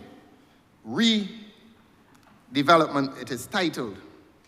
And this is where the Commission goes into the communities and identifies what I've been describing: derelict buildings, vacant lots, and in a sense, takes over. But this legislation contemplates that there could be some difficulty. I mean, who is the Commission that it can go and take over a man's house in spite of that house being dilapidated? Again, the whole thrust is towards renewal, urban renewal. So if somebody is living in the diaspora somewhere and they insist on keeping this lot with a house in a dilapidated state, the corporation will seek to persuade them, look, we want to do something here. We want to rebuild and to rebuild tastefully. And this legislation actually anticipates and contemplates some difficulty, and they issue a notice under Part 3. And here is the owner of the lot given the right to go to court and challenge that notice. And so that there's a prescription for that conflict that may erupt between the landowner and the Commission. The Commission with the noble objective of renewing.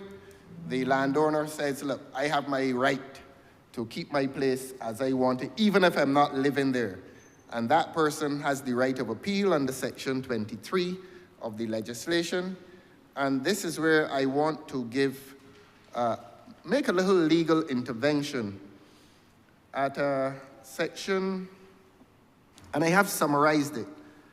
Under Section 23, the owner of the land can resist the notice by the Commission. The Commission says, look, this place is dilapidated, this place is in disrepair, this place has degenerated to a point where it is a blot on the community. And that person can actually resist the notice and go to court, and before a judge, High Court judge. And here is the legislation saying that Section 23, Clause now 23, 8, subclause 8, that the decision of the judge is final.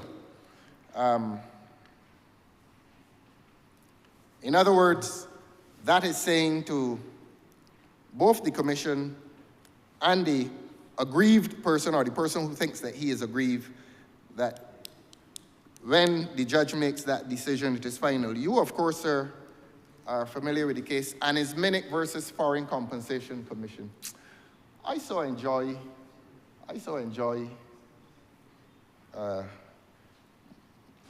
teaching the law in here.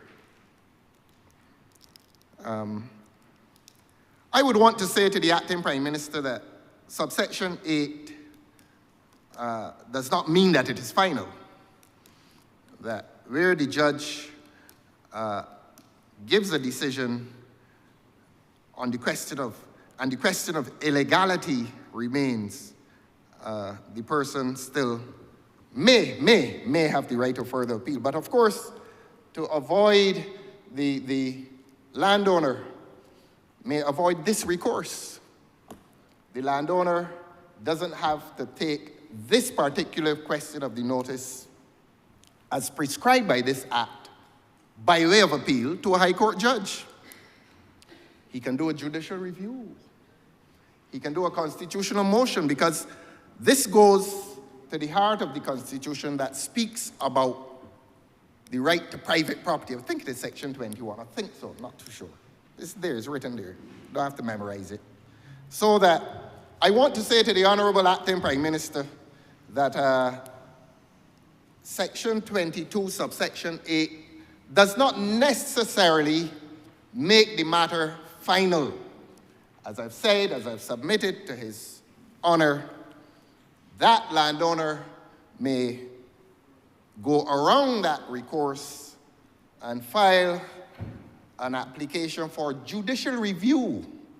And that judicial review would be a review of the actions of the commission as a public body.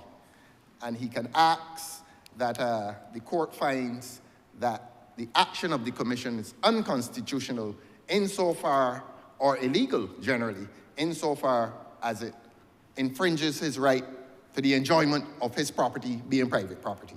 So that I'm advising you not to rest entirely on subsection 8, although the objectives of the commission are noble, because the broader perspective and the broader objective here is urban renewal. So let us come back then, in closing, to urban renewal. And let us state the point again that there is much scope for genuine urban renewal. And I'm going to mention the neighborhoods again, Your Honor. Britain's Hill. There's a St. Michael bias, yes. Britain's Hill, Bayland, Carrington Village, the city, Deacons, St. Stephen's, Cayfield, Grisette's. You have to go to Grisette's. Grisette's. You have to go to Grisette's. And Fairfield. You have to go to Grisette's. Have to go to Grisette's. Yes, you do. My beloved Grisette's. That's what I'm saying. You have to. And yours too? And Bush Hall and Bank Hall and Waterford. And you go up Bridge Road. How lovely a place St. Michael used to be. I used to love walking across Bush Hall Yard Gap by the mill and the woods. And you, sir, are now afraid to walk across Bush Hall Yard Gap. You, the Speaker of this House. Honourable member, be careful what you say. It may turn back to haunt you, honourable member. And so, Honourable member, your word to the wise must be enough. I suspect that you may be afraid now to walk across Bush Hall Yard Gap. I suspect so. I don't know it for a fact, but I suspect so. But the point is... I remember Bush Hall Yard is not in my constituency. Just remember that. Neither is it in yours. Just remember And did we forget Jackson? You see, this is a whole urban environment that needs attention. All that I mentioned, St. Michael. I just named them individually to indicate to this Parliament that I know what I'm talking about. I know St. Michael. Loving St. Michael and loving my country, I can identify every neighborhood in my beloved St. Michael, and I can identify every parish in my beloved country. And I urge the Ministry of Housing, again and in closing, to abandon the housing trust that is destroying agricultural land in this country, to pay attention to a St. Michael that is falling into physical and social decay. And since it will be one corporation, one commission, to move in to rural Barbados. And there is also in rural Barbados a housing stock that is falling into decay for one reason or another: emigration out of the country, impoverishment. There are many reasons why there is decay.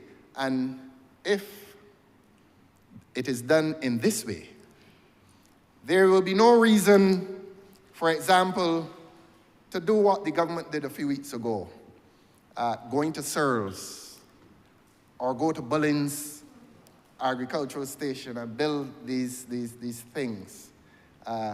There's a lot of scope in the existing communities. What are we doing to these communities?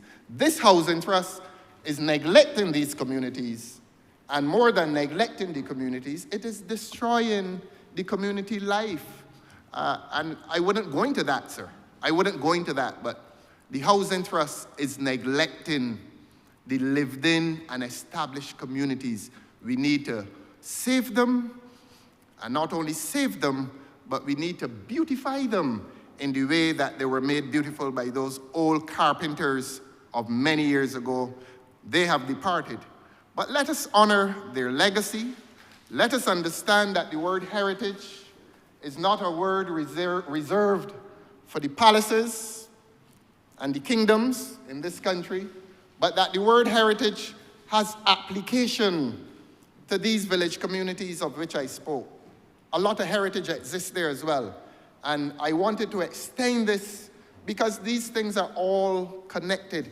I wanted to extend this to the Ministry of Tourism so that the Ministry of Tourism can say to the people coming off the ships and the people coming off the aircraft at Grantley Adams Airport that we can show you a Barbados that is peculiarly Barbadian. That we can take you into St. Michael, into many communities, and there's a rum shop right next to the church. And there are beautiful houses within that community. But have we started to do it? Perhaps we have started to do it. One of the criticisms I would make of the Commission's work in the past is that it did not respect architectural heritage. The houses look good, but they did not replicate past design. They did not replicate heritage. You and I know what they look like. The usual flat top, little veranda at the front. And that was it. The gable roof. Maybe it is more expensive, but there's a case for heritage in terms of the gable roof. And of course, you'd put the wall on the back, as was done before. But let us use this commission, this renewed commission, to renew our relationship with that proud heritage of the village community in Barbados, what it looked like, what it felt like, and the upstanding and outstanding citizens that it produced, and the peace that prevailed within these communities. So that is my plea to the government, that is my plea to the Prime Minister acting, and to seek to ensure that we do these necessary things. I will just close by reminding that one is always philosophically opposed to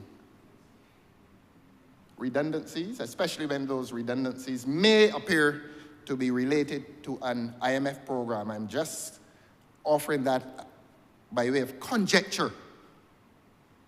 And there are those of us who believe that there should be no casualties of an IMF program. People believe that there must be a casualty in an IMF program, that people must lose their jobs. And when you lose your job, you lose so much. You lose your family, you lose your livelihood, you lose the ability to feed yourself.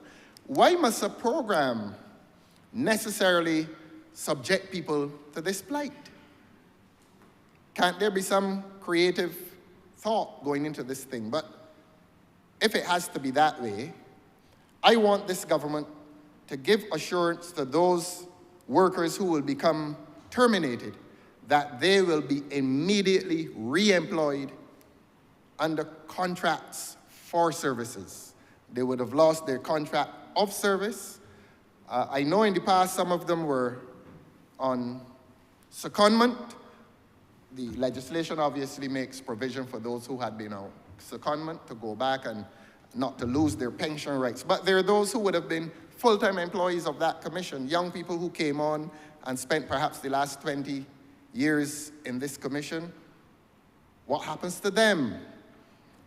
As I said, if they're casualties of an IMF program, please, please, please, not one of them. If one suffers permanent unemployment, that is one too many. And please give them the assurance that the Commission will find it possible to put them under a contract for services with immediate effect, or at least until their severance pay manages to tide them over. That was the language of the law. The language of the law was that severance payment, redundancy payment, was a payment intended to tide you over until you found future employment. So that is the request of the opposition, that no one should become a real and permanent casualty of this fusion of two agencies. And if they become a casualty of this fusion of two agencies, give them the assurance that they will not suffer permanent unemployment. So that, Your Honor, those are my broad submissions. Again, and I'm saying this to emphasize the point, this bill, the passage of this bill described by the Prime Minister acting as historic.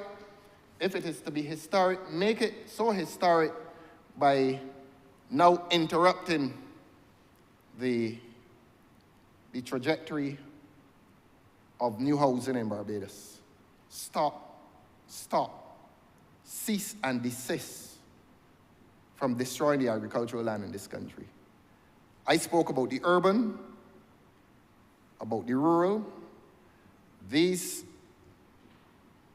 housing developments on agricultural land, there's something incongruous about it.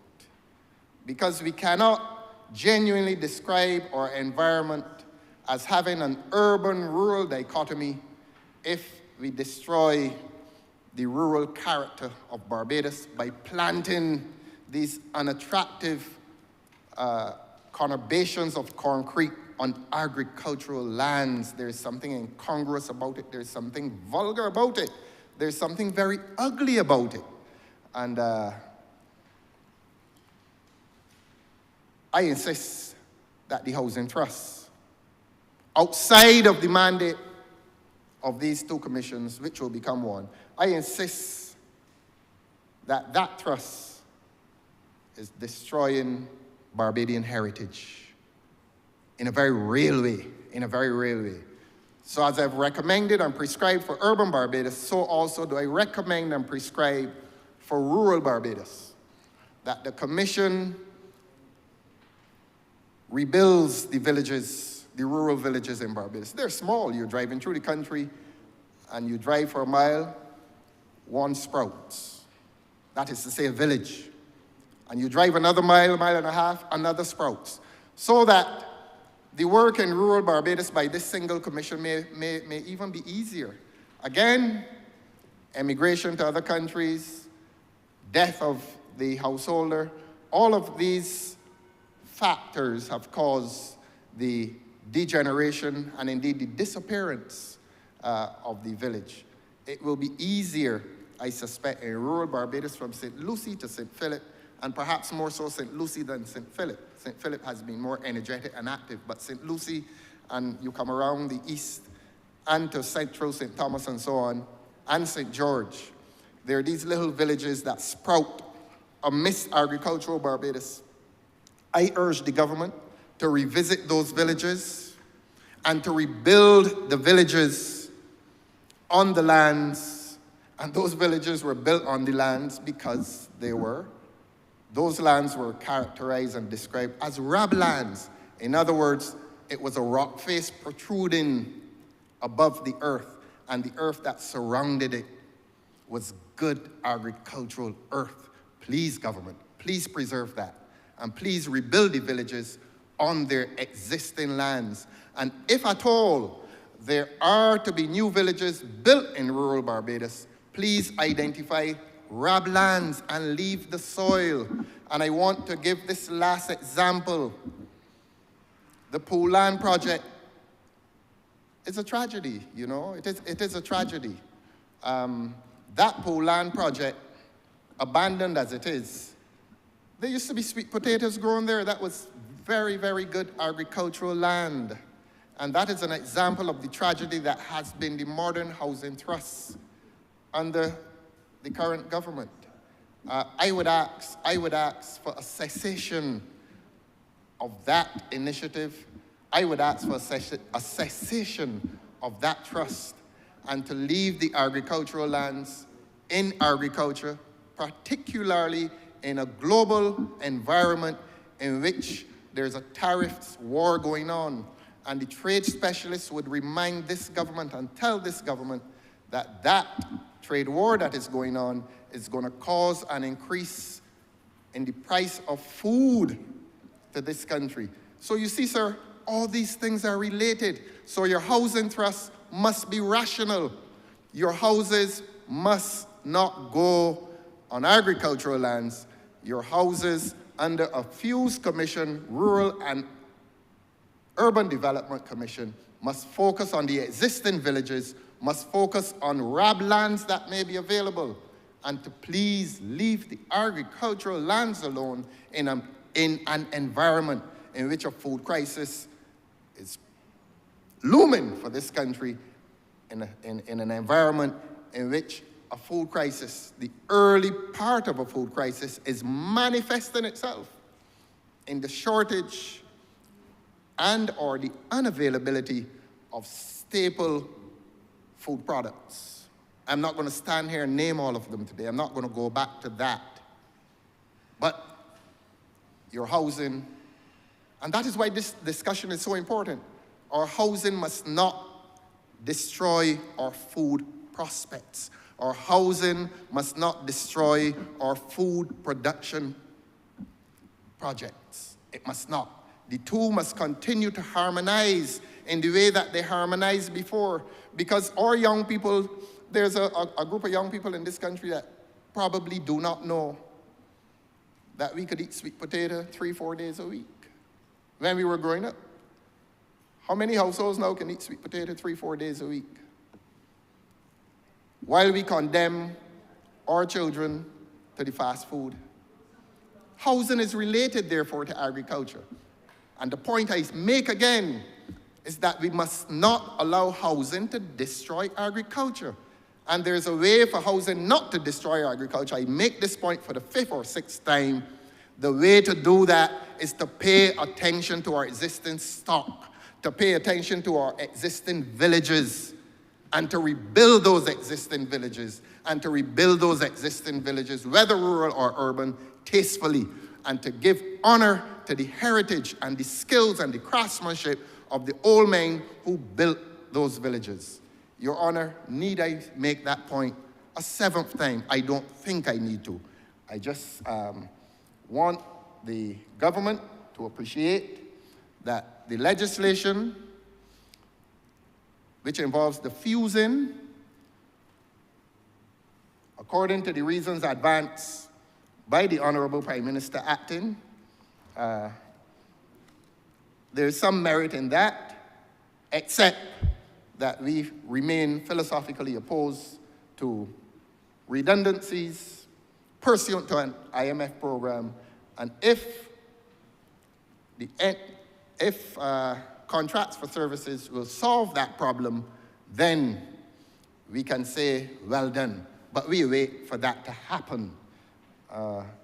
Let, therefore, this new trust, in the words of the Honourable Member for Christchurch West, realize itself in streamlining and improved efficiency, better resource management, better coordination and support.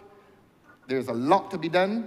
Let us see that work being done within the villages and the communities of Barbados. We, on this side, both in this place and the other place, do not wish to live in a Barbados in which the housing trust is not beginning among the existing neighborhoods of this country. There's a lot of scope there. Your Honor, I've repeated that often enough, and I'm grateful for the time that you've given me. I'm obliged to you, sir.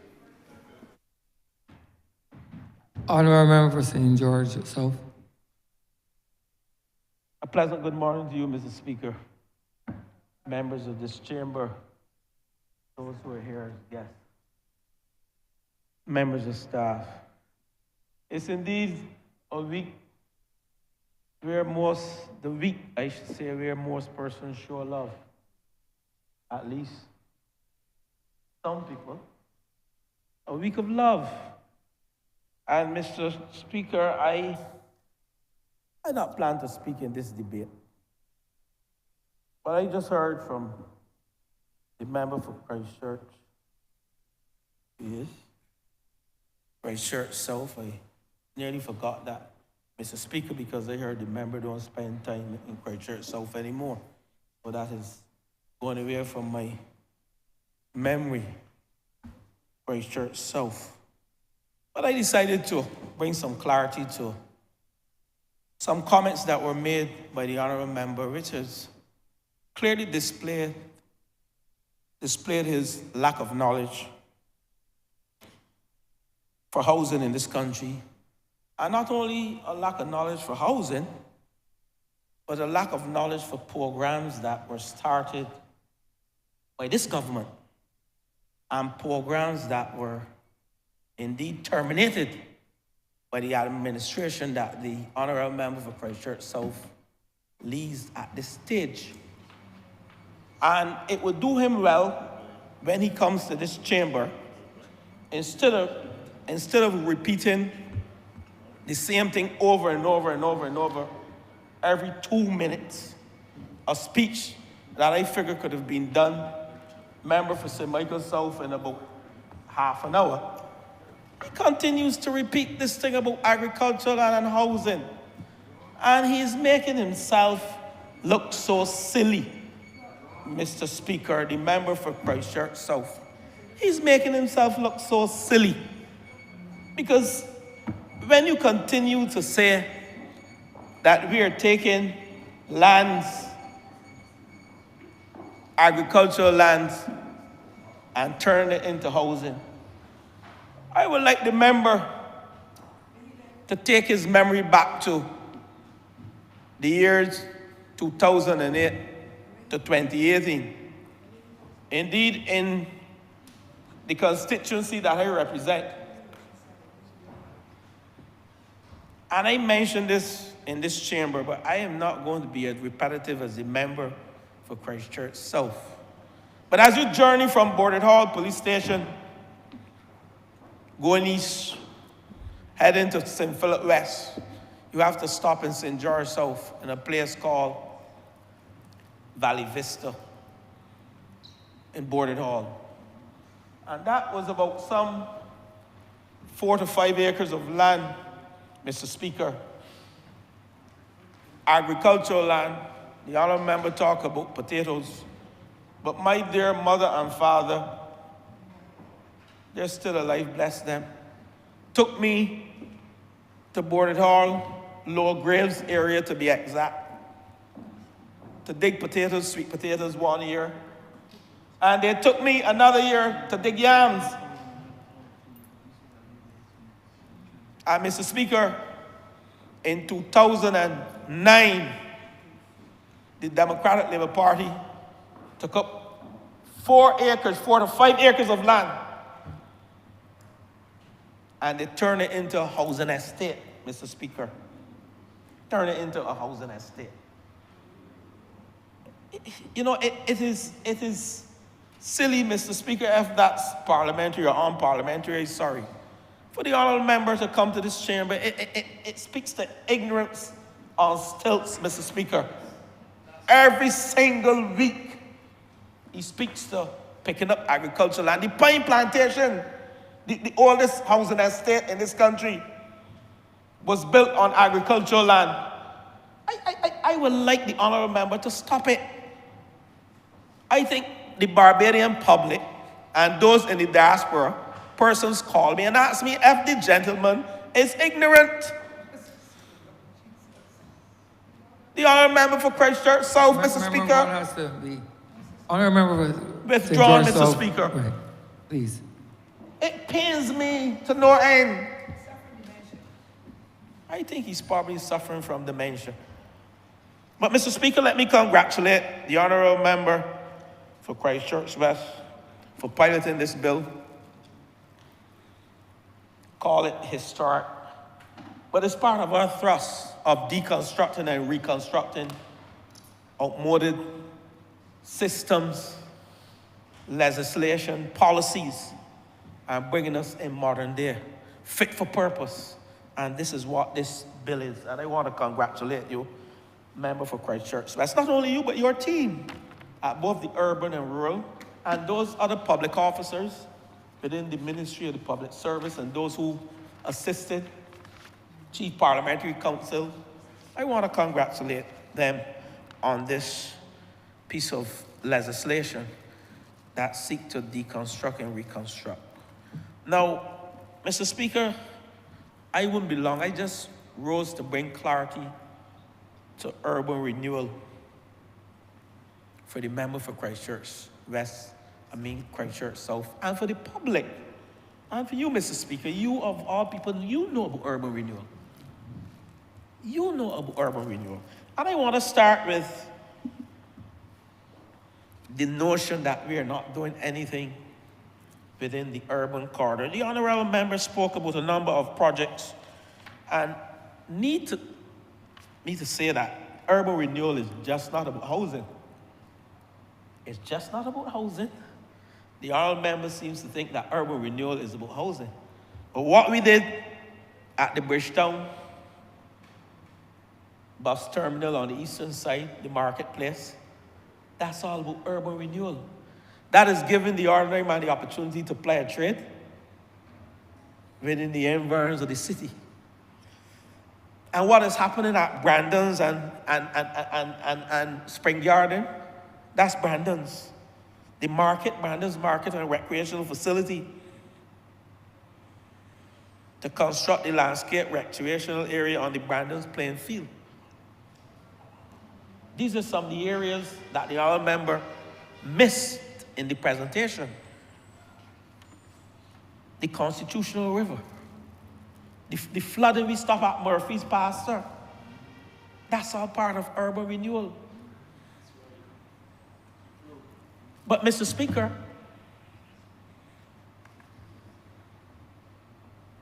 we have acquired land in the urban corridor to assist with the urban renewal. And I can list some of the areas to educate the honourable member. We just built 20 units on White Park Road at Allings Court. 20 housing units. Then we went on the other side of the road, what we call Solaris Court. The honourable member was with me in December, early December. We opened 16 housing units. So that's 36 units on White Park Road to address the housing needs in this country. And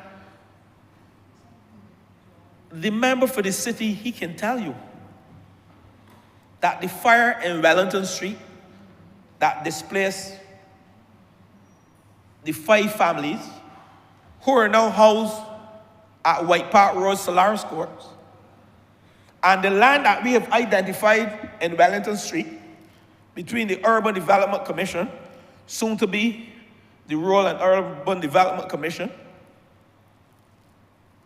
so that we can now make your area the member for the city, along with your recreational facility community center, develop that entire area. You're going to have a community center. He's talking about communities. He realized what is going on in the city, what is happening in the city, coming from Wright Park Road. And I'm not even going to mention tourism in this brief discourse here. I'm just talking about creating communities, wholesome communities, community centers, housing, green spaces. You know, I believe that the member for Christchurch South lives in some other country. I believe so. We come to this chamber week after week. We come to this chamber week after week in the housing debate, and he has the audacity to get up this morning and talk about we're not creating communities in the urban corridor. I only mentioned those few, but I say to the honourable member, and I say to the country, the Ministry of Housing, Lands and Maintenance, together with the Urban and Rural Development Commission and Town, Country Planning and Development, toured this entire country from St. Philip up to St. Lucie. And we identified lands both in the urban corridor and in the rural corridor. Because why? And let's create the context. We have at National Housing Corporation over 18,000 applications for houses. I came here this morning at 15 minutes after 10 o'clock, speaking to a young lady who will be evicted by a landlord. And let me pause there because we are going to address landlords shortly. I'm sending the signal to landlords in this country. We will be addressing landlords shortly.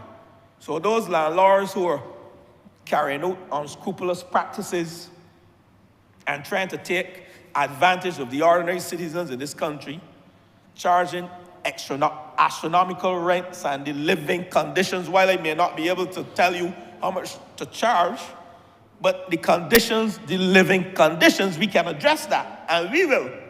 But I just came from the ministry dealing with a young lady who has been given 3 days' notice to quit, a landlord. It is heartless. And I took her to the legal team, and I asked the legal team not to break any rules, but indeed to put her on to someone who can send a legal letter to that landlord to let them know that is not how we do business in this country. A young lady with 2 children. Where are this young girl and this young boy going to sleep in 3 days' time? But worse yet, we have a greater demand than we have houses for houses. A greater demand for houses than we have houses in this country. So when the honourable member for Christchurch South gets up every week after week and turns a 15-minute speech into a 2-hour speech saying the same thing over and over about housing, he's living in the clouds. His thinking, his whole mindset, and I'm surprised for an intelligent man, well-schooled, to make such comments that are clearly outside of the scope of what this country needs, just to be an opposition. Just to be an opposition. We were the opposition in this country. And when we made comments in this chamber, we didn't only make comments, we came with solutions. We offered the government of the day then the opportunity to endorse, analyze, and if they wanted to, act on recommendations from us as an opposition. We don't get anything edifying from the gentleman who represents Christchurch South. It's all criticism, and he said that he's here to criticize. He said that in this chamber. He is only here to criticize the government. No, he made one good point. And I give credit where credit is due. The honourable member said that we need to maintain in some areas the Bajan vernacular with housing. I support that.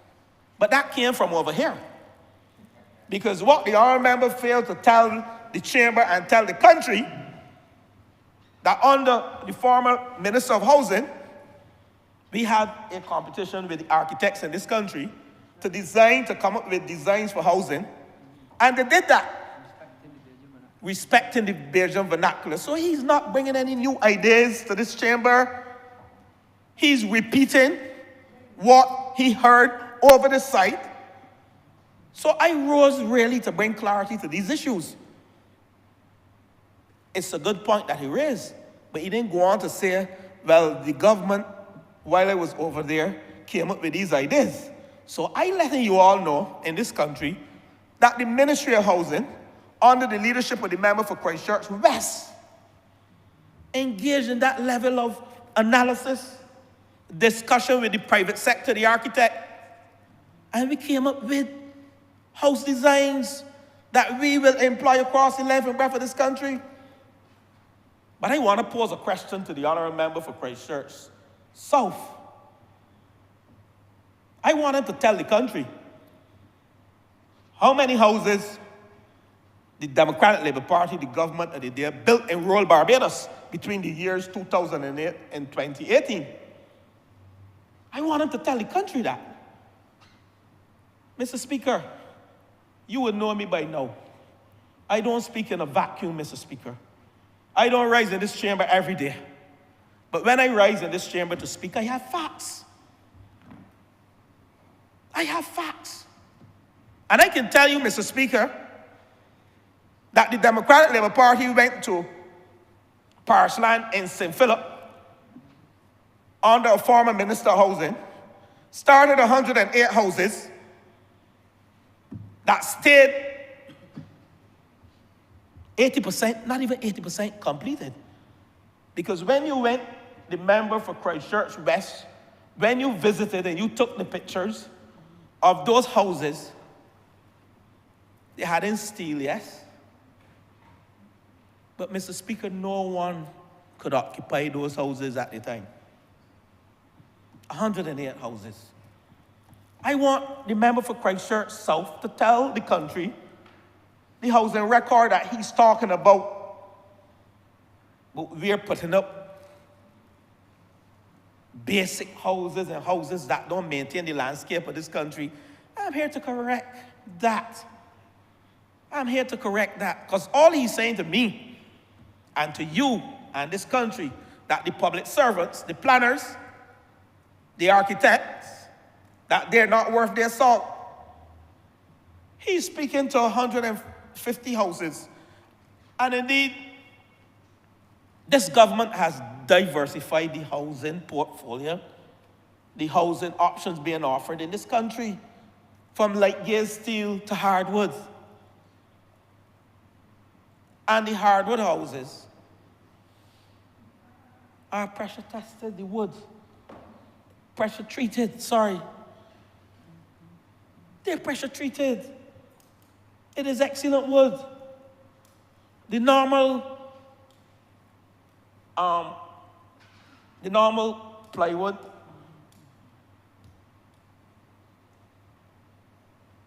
they're not like the hardwood that is pressure treated. They're just heat treated. The normal pine, sorry, they're just heat treatment. I don't want to get into the technical details here. That's not the debate. The debate is about urban renewal and the bill that was passed in this chamber. But I cannot allow these things to be said day in and day out in this country.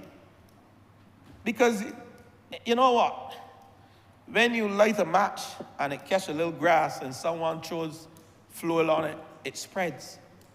We have to correct all these frivolous and untruths that come from the mouth of the member for Christchurch South. He knows nothing about housing. Housing is not law.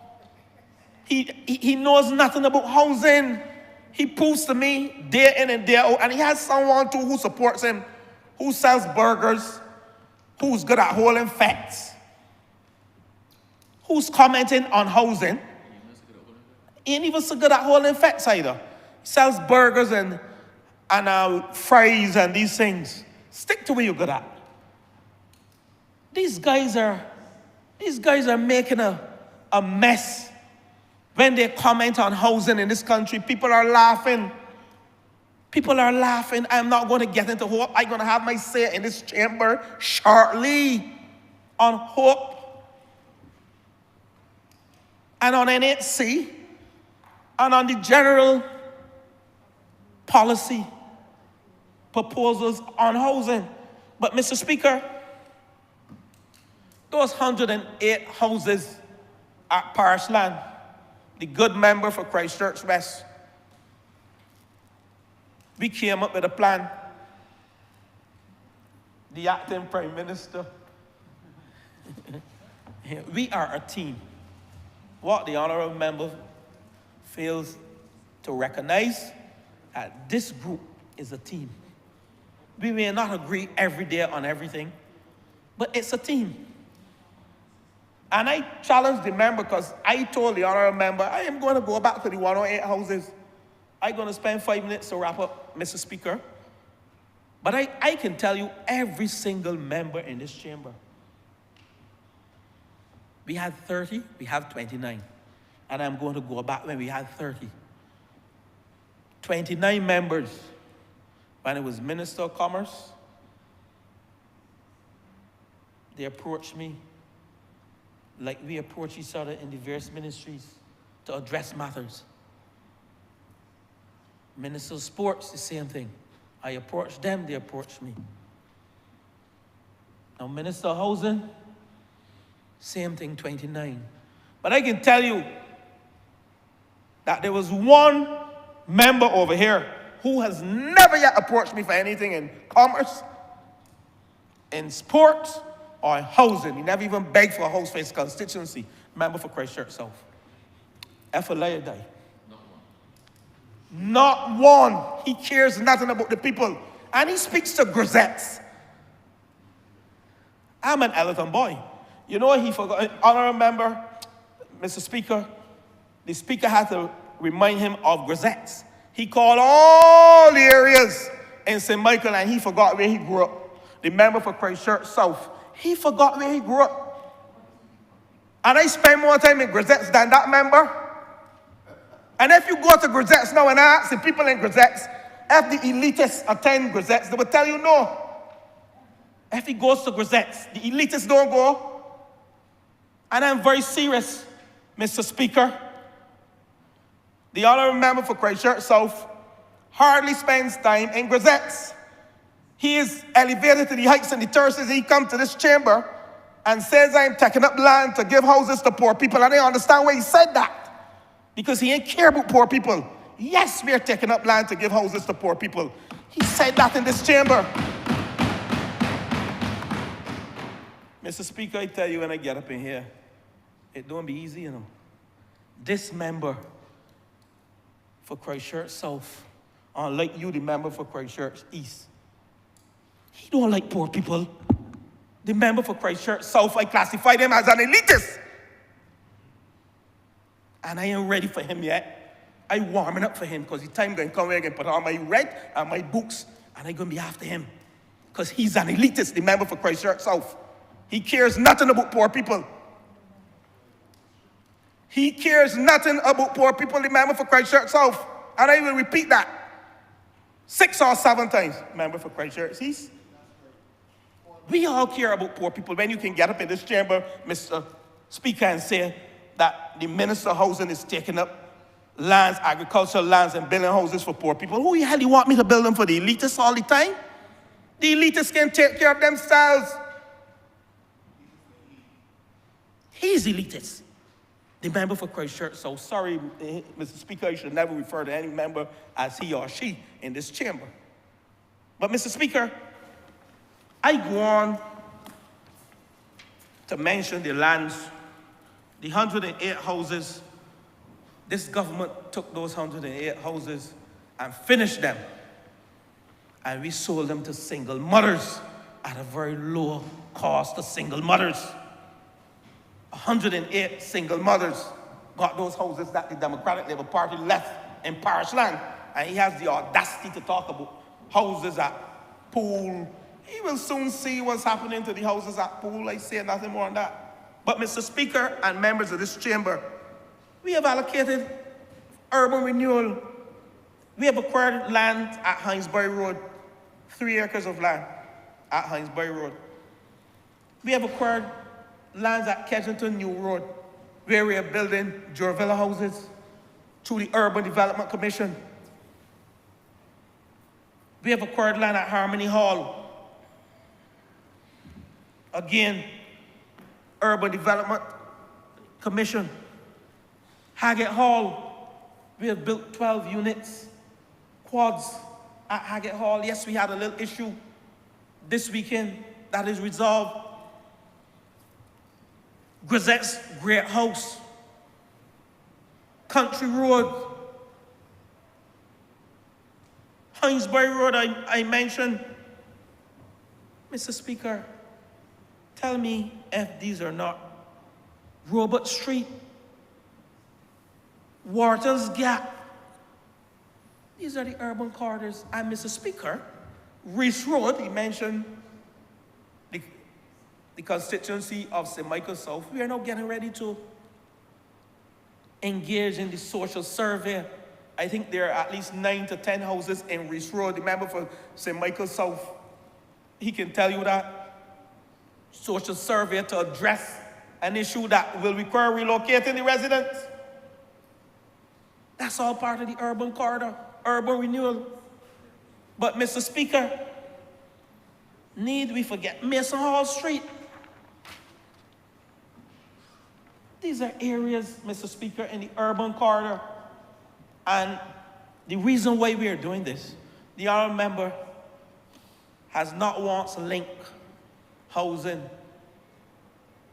with crime. I am going there because I'm not afraid to go there. Those in the gallery can hear this. And the Prime Minister mentions this, not this acting Prime Minister, but he mentions it to the current Prime Minister. And let the member know there's no acting Prime Minister. When you're sworn in, you're the Prime Minister. He's the Prime Minister, right?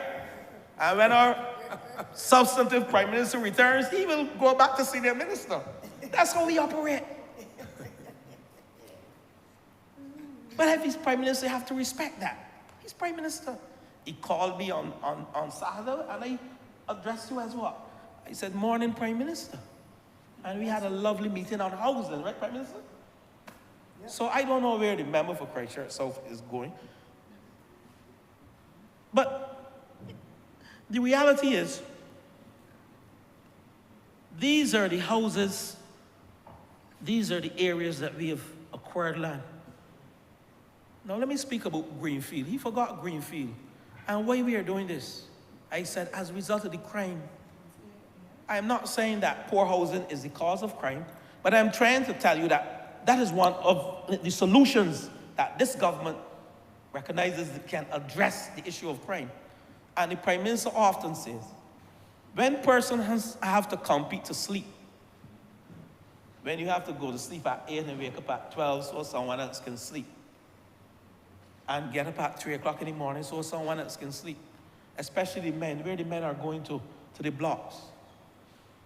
You can't be happy doing that. So we have to reduce the densities in the urban corridor and also in the rural corridors. There's no way we should have 12 and 10 people sleeping in a house. In a small house, a 2-bedroom or 3-bedroom, tell me, do the math. 10 and 12 in a 3-bedroom, do the math, tell me. Half a body? How are they going to sleep? So when the honourable member for Christchurch South comes in, he has to create the context in which we are building houses, why we are building houses, and why we have to do it at a rapid pace. And we are not throwing out through the window the Bajan vernacular in the way we built houses before. Their designs are urban and are rural, and at national housing that will be utilized and are being utilized in this country to maintain the Bajan vernacular. But it's not in every case. If you want to build 10,000 houses over a 5-year period, we can do piecemeal, 6 houses here, 7 houses there. No, we have to go to modern designs. We have to build up because we don't have the land mass. And he's talking about taking up land. He wants us to build them on the sky or in the sky. Come on, pray tell me. But Mr. Speaker, greenfield regeneration.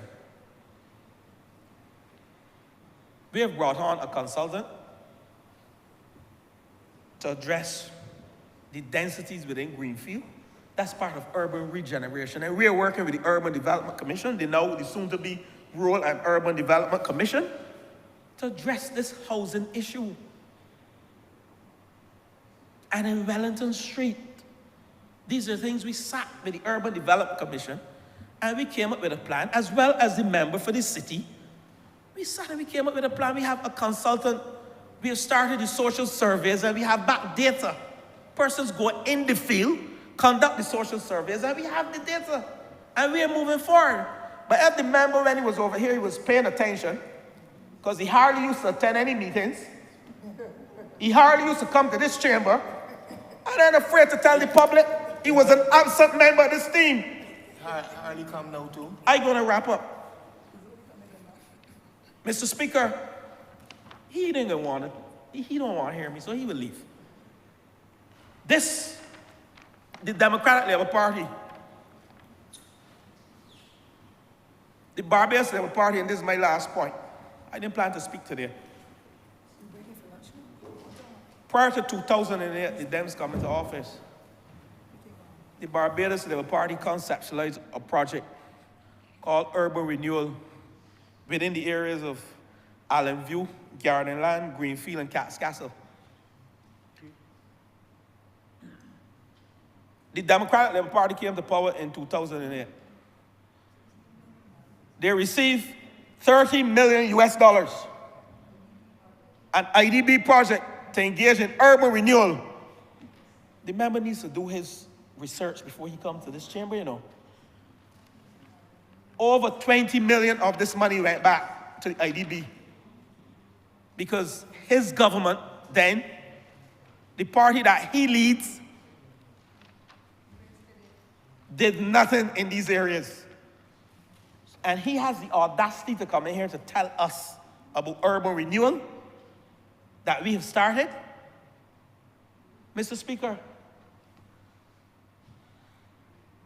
I tell this chamber and I tell the country, while we will not dwell in the past, we still have to understand why the Democratic Labour Party's government carries a failing grade to the public and to the people in St. Michael within the urban corridors as a result of this project, urban renewal project, where Allen View, Garden Land, Greenfield, and Cat's Castle, Allen View, St. Thomas, the government of the day, the Democratic Labour Party, failed to execute and do anything on behalf of the people of St. Michael and St. Thomas. Greenfield, I mentioned, Cat's Castle, Garden Land. So we know that the people of St. Michael don't want to hear from the member for Christchurch South about urban renewal because they have a failing grade as it relates to the people in St. Michael and St. Thomas when it relates to anything to do with urban renewal. And Mr. Speaker, I want to commend the member for Christchurch West and the team at Urban and Rural Development.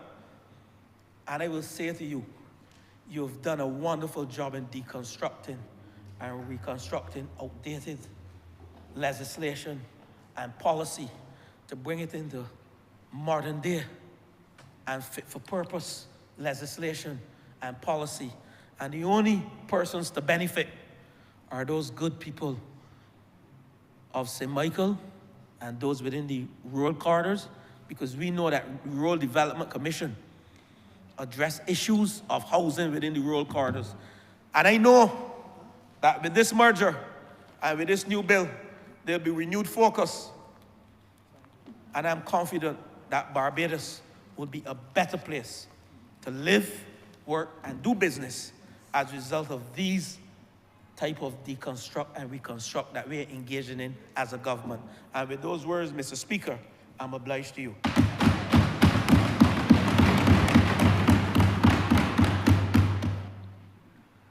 Honourable member for Christchurch West. Mr. Speaker, I beg to move that we suspend this honourable chamber for lunch till 2:30 today.